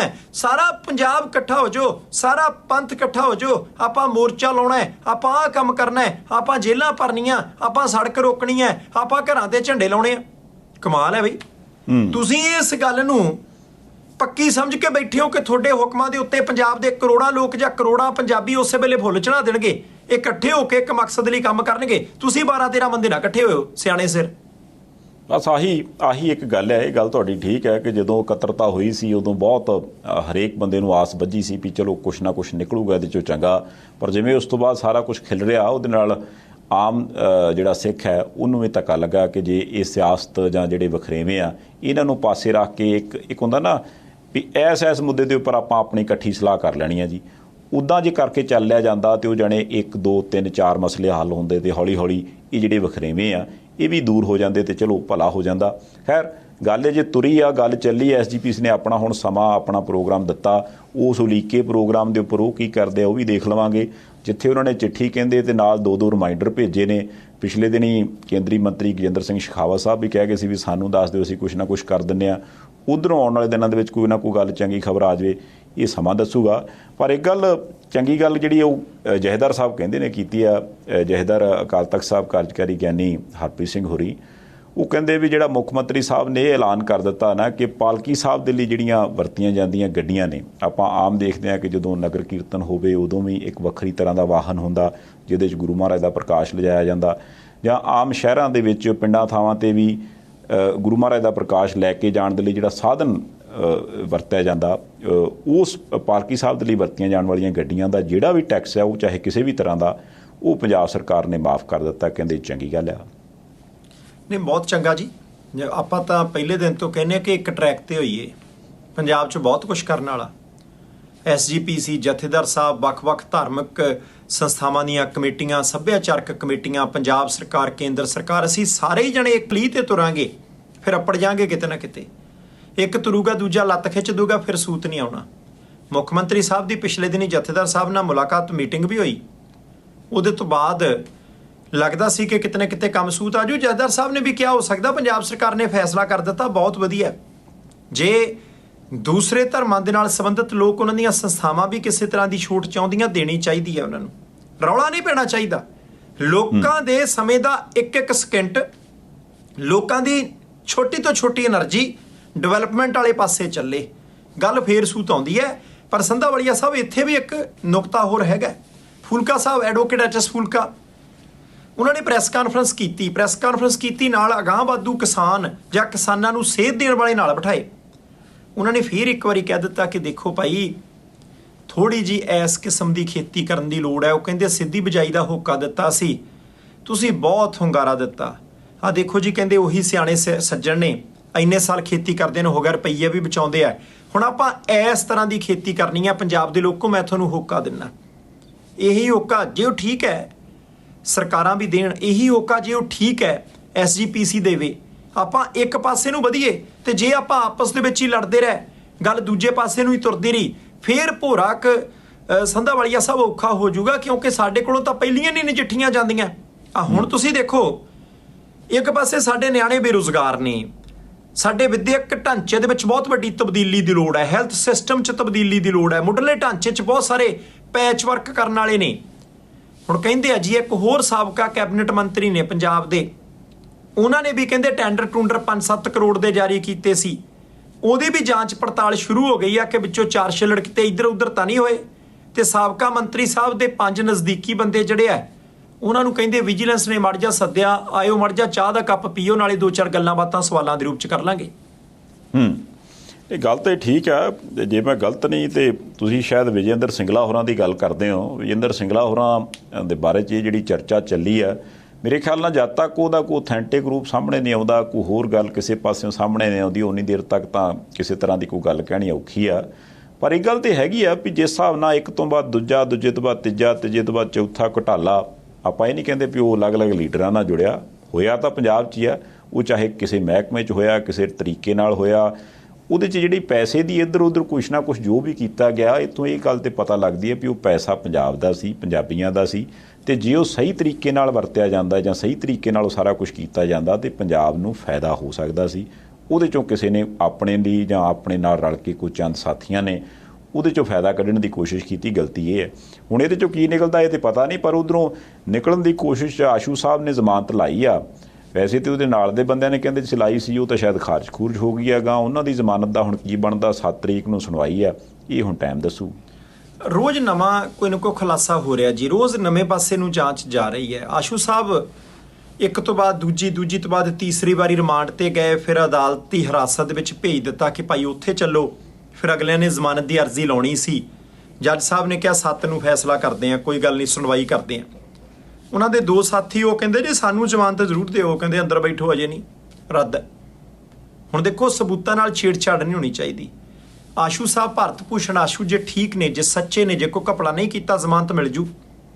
ਜੇ ਮਾੜੀ ਮੋਟੀ ਵੀ ਗੱਲ ਸੱਜੇ ਖੱਬੇ ਹੋਈ ਜ਼ਮਾਨਤ ਦੀ ਅਰਜ਼ੀ ਖਾਰਜ ਹੋ ਜਾਣੀ ਹੈ।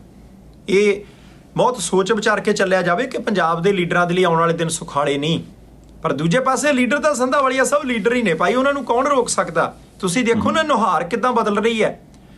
ਨਿਤਿਸ਼ ਕੁਮਾਰ ਹੋਰੀ ਬਿਹਾਰ ਦੇ ਮੁੱਖ ਮੰਤਰੀ ਨੇ, ਅਜੇ ਥੋੜੇ ਦਿਨ ਪਹਿਲਾਂ ਭਾਰਤੀ ਜਨਤਾ ਪਾਰਟੀ ਨੂੰ ਛੱਡ ਕੇ ਲਾਲੂ ਪ੍ਰਸਾਦ ਯਾਦਵ ਦੇ ਪੁੱਤ ਨਾਲ ਯਾਰੀਆਂ ਸਿਆਸੀ ਲਾਈਆਂ, ਮੁੱਖ ਮੰਤਰੀ ਫੇਰ ਬਣ ਗਏ। ਤੇ ਭਾਰਤੀ ਜਨਤਾ ਪਾਰਟੀ ਵਾਲੇ ਵੀ ਮੁੱਛਾਂ ਨੂੰ ਵੱਟ ਦਿੰਦੇ, ਕਹਿੰਦੇ ਕੋਈ ਨਹੀਂ ਤੈਨੂੰ ਅਸੀਂ ਦੱਸਦੇ ਹਾਂ। ਮਣੀਪੁਰ ਬਿਹਾਰ ਤੋਂ ਥੋੜੀ ਦੂਰ ਸੂਬਾ, ਪਿਛਲੀਆਂ ਵਿਧਾਨ ਸਭਾ ਚੋਣਾਂ ਦੇ ਵਿੱਚ ਨਿਤਿਸ਼ ਕੁਮਾਰ ਦੀ ਪਾਰਟੀ ਜਨਤਾ ਦਲ ਯੂਨਾਈਟਿਡ 6 ਸੀਟਾਂ ਜਿੱਤ ਗਈ ਸੀ। 6 MLA ਸਨ ਉੱਥੇ। ਸਾਰੇ ਕਹਿੰਦੇ ਸੀ ਲੈ ਵੀ ਬਿਹਾਰ ਤੋਂ ਬਾਹਰ ਵੀ ਪੈਰ ਪਸਾਰ ਲੈ, ਝਾਰਖੰਡ ਦੇ ਵਿੱਚ ਤਾਂ ਹੈਗਾ ਹੀ ਹੈ। ਹੁਣ ਭਾਰਤੀ ਜਨਤਾ ਪਾਰਟੀ ਨੇ ਬਿਹਾਰ ਵਾਲਾ ਬਦਲਾ ਉਧਰ ਲਿਆ ਮਣੀਪੁਰ 'ਚ। 6 ਦੇ ਵਿੱਚੋਂ 5 MLA ਨਿਤਿਸ਼ ਕੁਮਾਰ ਨੂੰ ਛੱਡ ਕੇ ਭਾਰਤੀ ਜਨਤਾ ਪਾਰਟੀ ਦੇ ਵਿੱਚ ਸ਼ਾਮਲ ਹੋ ਗਏ ਤੇ ਨਿਤਿਸ਼ ਕੁਮਾਰ ਦੇ ਕੋਲੇ ਲੈ ਦੇ ਕੇ ਮਣੀਪੁਰ ਦੇ ਵਿੱਚ ਇੱਕੋ ਹੀ MLA ਰਹਿ ਗਿਆ। ਉਹ ਕਹਿੰਦੇ ਹਾਂ नीतीश बाबू ने अच्छा कर रहा है, सुशासन बाबू नहीं रहे, अब उन्होंने गठजोड़ पता नहीं क्यों तोड़ दिया। ये ऐसे नहीं होना चाहिए, ऐसे थोड़ी होता है। जे राजनीतिक रूप से फैसले लेने होते तो हमसे पूछा क्यों नहीं जाता। हुण देखो तुसीं जे एक पार्टी दे 6 ਦੇ ਵਿੱਚੋਂ 5 MLA ਟੁੱਟ ਕੇ ਦੂਜੇ ਪਾਸੇ ਚਲੇ ਜਾਂਦੇ ਆ, ਇਹਦਾ ਮਤਲਬ ਹੈ ਕਿ ਭਾਈ ਗੱਲਬਾਤ ਹੁੰਦੀ ਹੈ, ਕਿਤੇ ਨਾ ਕਿਤੇ ਚਰਚਾ ਚੱਲਦੀ ਹੈ। ਐਵੇਂ ਤਾਂ ਨਹੀਂ ਕਰੋੜਾਂ ਦਾ ਰੌਲਾ ਪੈਂਦਾ ਸੀ। ਕਰੋੜਾਂ ਦਾ ਰੌਲਾ ਵੀ ਪੈਂਦਾ ਤੇ ਪਲੱਸ ਅਗਲੇ ਇਹ ਵੀ ਤੇ ਕਹਿੰਦੇ ਹੋਣਗੇ ਨਾ ਵੀ ਸਾਡੀ ਪਾਰਟੀ 'ਚ ਆਓ ਮਹਾਰਾਜ, ਸਾਡੀ ਪਾਰਟੀ 'ਚ ਸਾਡਾ ਟੌਰ ਪਤਾ ਕਿੰਨਾ। ਹੁਣ ਟੌਰ ਦੀ ਗੱਲ ਇੱਕ ਝਾਰਖੰਡ ਤੋਂ ਸਾਹਮਣੇ ਆਈ ਹੈ। ਉੱਥੇ 2 BJP ਦੇ MP ਸਾਹਿਬਾਨ ਤੇ ਨਾਲ ਉਹਨਾਂ ਦੇ 8-9 ਹੋਰ BJP ਦੇ ਲੀਡਰ ਸਾਹਿਬਾਨ, ਉਹ ਆਪਣੇ ਜਿਹੜਾ ਪ੍ਰਾਈਵੇਟ ਜੈਟ ਹੁੰਦਾ ਜੀ, ਉਸ ਜੈਟ ਤੇ ਕਿਤੇ ਗਏ ਸੀਗੇ। ਉਸ ਤੋਂ ਬਾਅਦ ਉਹ ਕੰਮ ਨਿਬੇੜ ਕੇ ਜਦੋਂ ਵਾਪਸ ਜੈਟ ਤੇ ਜਾਣਾ ਸੀ ਦਿੱਲੀ ਨੂੰ, ਉਦੋਂ ਜਦੋਂ ਉੱਥੇ ਪਹੁੰਚੇ ਤੇ ਜਿਹੜੀ ਉੱਥੋਂ ਦੀ ATS ਡਿਪਾਰਟਮੈਂਟ ਹੁੰਦਾ, ਉਹ ਕਹਿੰਦੇ ਦੇਖੋ ਸਰ ਗੱਲ ਇਹ ਆ ਵੀ ਤੁਸੀਂ ਆਏ ਹੋ ਲੇਟ, ਹੁਣ ਹੋ ਗਈ ਆ ਦੇਰੀ ਤੇ ਜਹਾਜ਼ ਨਹੀਂਗਾ ਉੱਡ ਸਕਦਾ। ਪਰ ਅਗਲਾ ਕਹਿੰਦਾ ਭਾਈ ਸਾਹਿਬ ਅਸੀਂ ਮੈਂ ਵੀ MP, ਇਹ ਭਾਈ ਸਾਹਿਬ ਵੀ MP, ਨਾਲ ਸਾਡੇ ਆ ਲੀਡਰ ਸਰਕਾਰ ਸਾਡੀ, ਤੇ ਤੁਸੀਂ ਕਹਿੰਦੇ ਸਾਡਾ ਜਹਾਜ਼ ਨਹੀਂ ਉੱਡ ਸਕਦਾ। ਸਾਡਾ ਜਹਾਜ਼ ਤੇ ਲੈਂਦਾ ਕਿਤੇ ਨਹੀਂ। ਉਹ ਜਹਾਜ਼ ਉਡਾ ਕੇ ਲੈ ਗਏ ਸੀ ਧੱਕੇ ਨਾਲ। ਤੇ ਹੁਣ ਉਸ ਜਹਾਜ਼ ਉਡਾਉਣ ਦੇ ਚੱਕਰ ਦੇ ਵਿੱਚ ਉਹ ਜਿਹੜੇ ਬੰਦੇ ਉੱਥੋਂ ਵਾਲੇ ਸੀ, ਏਅਰਪੋਰਟ ਵਾਲੇ ਸਿਕਿਉਰਿਟੀ ਵਾਲੇ, ਉਹਨਾਂ ਨੇ ਪਰਚਾ ਦਰਜ ਕਰਾਤਾ। ਉਹ ਕਹਿੰਦੇ ਮਹਾਰਾਜ ਸਾਡੇ ਨਾਲ ਧੱਕੇ ਨਾਲ ਕੰਮ ਕਰਾਇਆ ਜੀ ਇਹਨਾਂ ਨੇ। ਸੰਧਾਵਾਲੀਆ ਸਾਹਿਬ ਫਿਲਮਾਂ ਦੇ ਵਿੱਚ ਤਾਂ ਹਵਾਈ ਜਹਾਜ਼ ਕਿਸੇ ਹੋਰ ਤਰ੍ਹਾਂ ਦਾ ਦਿਖਾਲਦੇ ਹੁੰਦੇ ਆ ਕਿ ਐਦਾਂ ਕਰਕੇ ਜਦੋਂ ਜਿਹੜਾ ਹੀਰੋ ਹੁੰਦਾ ਉਹਨੂੰ ਐਨ ਜਹਾਜ਼ ਦੀ ਪੌੜੀ ਤੱਕ ਵੀ ਕੋਈ ਨਾ ਕੋਈ ਮਿਲ ਨਾ ਜਾਂਦਾ। ਕਈ ਵਾਰੀ ਕੋਈ ਮਹਿਮਾਨ ਜਾਣ ਵਾਲਾ ਹੁੰਦਾ, ਅਗਲਾ ਏਅਰਪੋਰਟ ਦੀਆਂ ਸਾਰੀਆਂ ਗਲੀਆਂ ਗੁਲੀਆਂ ਦੇ ਵਿੱਚ ਦੀ ਲੰਘ ਕੇ ਐਨ ਕਹਿੰਦੇ ਜੀ ਉਧਰਲੇ ਪਾਸਿਓਂ ਪਾਇਲਟ ਨੇ ਜਹਾਜ਼ ਤੋਰ ਲਿਆ, ਉਹਨੇ ਫਿਰ ਵੀ ਦਰਵਾਜ਼ਾ ਖੋਲ੍ਹ ਕੇ ਅੰਦਰ ਵੜ ਕੇ ਕਹਿੰਦਾ ਮੈਂ ਨਹੀਂ ਜਾਣੇ ਦੂੰਗਾ। ਉਹ ਪਤਾ ਨਹੀਂ ਕਿਹੜੇ ਜਹਾਜ਼ ਹੁੰਦੇ, ਕਿਹੜੇ ਏਅਰਪੋਰਟ ਹੁੰਦੇ ਆ ਕਿ ਜਿੱਥੋਂ ਸਾਰਾ ਕੁਛ ਹੀ ਹੋਈ ਜਾਂਦਾ। ਪਰ ਇੱਥੇ ATC ਨਾਂ ਦਾ ਇੱਕ ਕਮਰਾ ਹੁੰਦਾ, 에ਅਰ ਟ੍ਰੈਫਿਕ ਕੰਟਰੋਲ, ਜਿੱਥੇ ਉਹ ਅਧਿਕਾਰੀ ਬੈਠੇ ਹੁੰਦੇ ਆ, ਆਫੀਸਰ ਬੈਠੇ ਹੁੰਦੇ ਆ, ਜਿਹੜੇ ਜਹਾਜ਼ ਵਾਲੇ ਪਾਇਲਟ ਨੂੰ ਹੁਕਮ ਦਿੰਦੇ ਆ ਕਿ ਭਾਈ ਤੇਰਾ ਜਹਾਜ਼ ਹੁਣ ਉੱਡ ਸਕਦਾ ਕਿ ਨਹੀਂ ਉੱਡ ਸਕਦਾ, ਕਿਉਂਕਿ ਅਸਮਾਨ ਦੇ ਵਿੱਚ ਸੈਂਕੜੇ ਜਹਾਜ਼ ਹੋਰ ਉੱਡਦੇ ਹੁੰਦੇ ਆ, ਕਿਸੇ ਨੇ ਚੜ੍ਹਨਾ ਕਿਸੇ ਨੇ ਉਤਰਨਾ।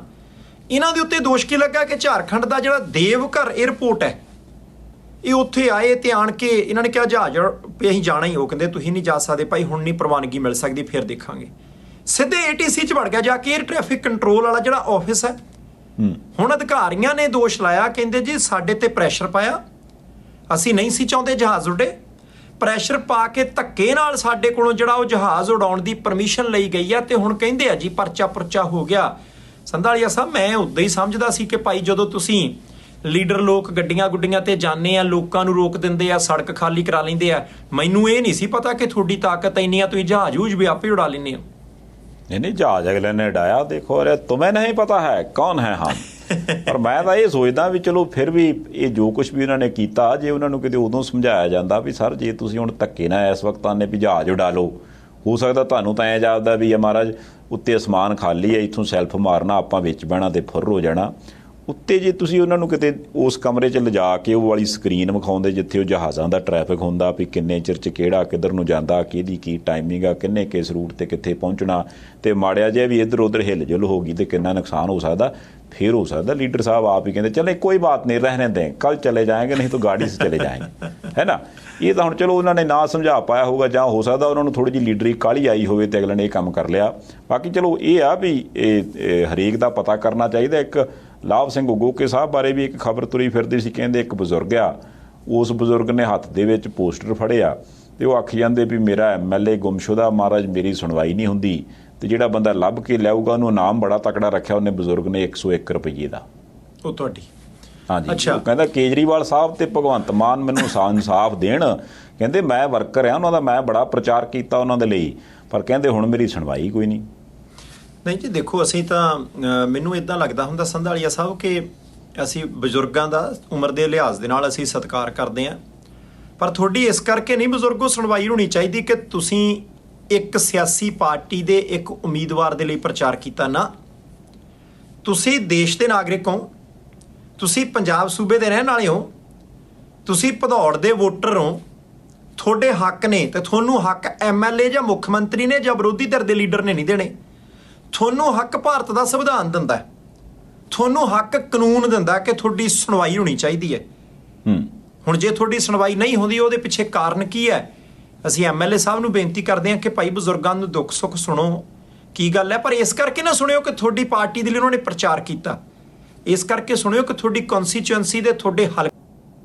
ਵੋਟਰ ਨੇ ਉਹ ਬਸ਼ਿੰਦੇ ਨੇ ਉਹ ਰਹਿਣ ਵਾਲੇ ਆ ਤੇ ਦੂਸਰੀ ਗੱਲ ਜੇ ਤਾਂ ਫਿਰ ਸੰਧਾਵਾਲੀਆ ਸਾਹਿਬ ਇਦਾਂ ਹੋਣ ਲੱਗ ਪਿਆ ਥੋੜਾ ਜਿਹਾ ਕੰਮ ਔਖਾ ਹੋਊਗਾ ਅਸੀਂ ਕਹਿੰਦੇ ਚਲੋ ਨਵੀਂ ਪਾਰਟੀ ਹੈ ਪਤਾ ਨਹੀਂ ਕਿਉਂ ਬਜ਼ੁਰਗਾਂ ਦਾ ਕਿਹੜਾ ਕੰਮ ਹੈ ਜ਼ਰੂਰ ਉਹਨਾਂ ਦੀ ਗੱਲ ਸੁਣਨੀ ਚਾਹੀਦੀ ਹੈ ਸੱਤਾਧਾਰੀ ਵਾਲੇ ਨਾ ਸੁਣ ਵਿਰੋਧੀ ਧਿਰ ਵਾਲੇ ਚੱਲ ਜਾਓ ਭਾਈ ਤੁਸੀਂ ਸੁਣ ਲਓ ਗੱਲ ਹੀ ਸੁਣਨੀ ਹੈ ਤੁਸੀਂ ਸਰਕਾਰ ਤੱਕ ਪਹੁੰਚਾ ਦਿਓ ਕੰਮ ਹੋਣਾ ਚਾਹੀਦਾ ਨਾਗਰਿਕ ਦਾ ਨਹੀਂ ਪਰ ਇੱਕ ਗੱਲ ਇਹ ਵੀ ਆ ਚਲੋ ਉਹ ਬਜ਼ੁਰਗਾਂ ਦੀ ਗੱਲ ਆਪਣੇ ਪਾਸੇ ਰਹਿ ਗਈ ਇਹ ਨਾ ਹੋਵੇ ਵੀ ਹੁਣ ਜੇ ਇੱਦਾਂ ਮੰਨ ਲਓ ਐਮਐਲਏ ਮਿਲਣ ਲੱਗ ਪਿਆ ਤੇ ਹੁਣ ਕੰਮ ਤਾਂ ਪੰਜਾਬ 'ਚ ਕਈਆਂ ਨੂੰ ਹੁੰਦੇ ਆ ਸਵੇਰੇ ਮਿਲ ਗਿਆ ਇੱਕ ਅੱਧਾ ਹੋਰ ਖੜ ਜੂ ਸੜਕ ਤੇ ਲੈ ਕਹਿੰਦਾ ਉਹ ਬਾਪੂ 101 ਦਿੰਦਾ ਹੈ ਮੈਂ 102 ਰੁਪਏ ਦਊਂਗਾ ਜਿਹੜਾ ਫਲਾਣੇ ਨੂੰ ਲੱਭ ਕੇ ਲਿਆਊਗਾ ਮਤਲਬ ਇੱਦਾਂ ਨਹੀਂ ਉਹ ਜੇ ਇਹ ਤਾਂ ਉੱਪਰੋਂ ਲੈ ਕੇ ਥੱਲੇ ਤੱਕ ਸਾਰਾ ਸਿਸਟਮ ਸਹੀ ਹੋਵੇ ਵੀ ਹਰੇਕ ਦੀ ਸੁਣਵਾਈ ਹੋਣੀ ਚਾਹੀਦੀ ਹਾਂ ਕਿਸੇ ਵੇਲੇ ਕੋਈ ਕਹਿੰਦਾ ਕੋਈ ਕਾਹਲਾ ਪੈ ਜਾਂਦਾ ਮੰਨ ਲਓ ਉਹਦੇ ਸੁਭਾਅ ਦੇ ਹਿਸਾਬ ਨਾਲ ਵਾਰੀ ਤੋਂ ਪਹਿਲਾਂ ਵੀ ਉਹਦਾ ਕੰਮ ਕਰਨਾ ਪਵੇ ਤੇ ਕਰ ਲੈਣਾ ਚਾਹੀਦਾ ਤਾਂ ਜਿਹੜਾ ਸੰਦੇਸ਼ ਆ ਉਹ ਮਾੜਾ ਨਾ ਜਾਵੇ ਪਰ ਇੱਧਰ ਸਮਾਂ ਹੋ ਗਿਆ WhatsApp ਆਪਣੇ ਜਾਣ ਦਾ ਜੀ ਸ਼ੁਕਰੀਆ ਜੀ ਬਹੁਤ ਮਿਹਰਬਾਨੀ ਸੰਧਾਲੀਆ ਸਾਹਿਬ ਤੇ ਭਲਕੇ ਨਗਰ ਕੀਰਤਨ ਹੈ ਜੀ ਵਿਨੀਪੈਗ ਦੇ ਵਿੱਚ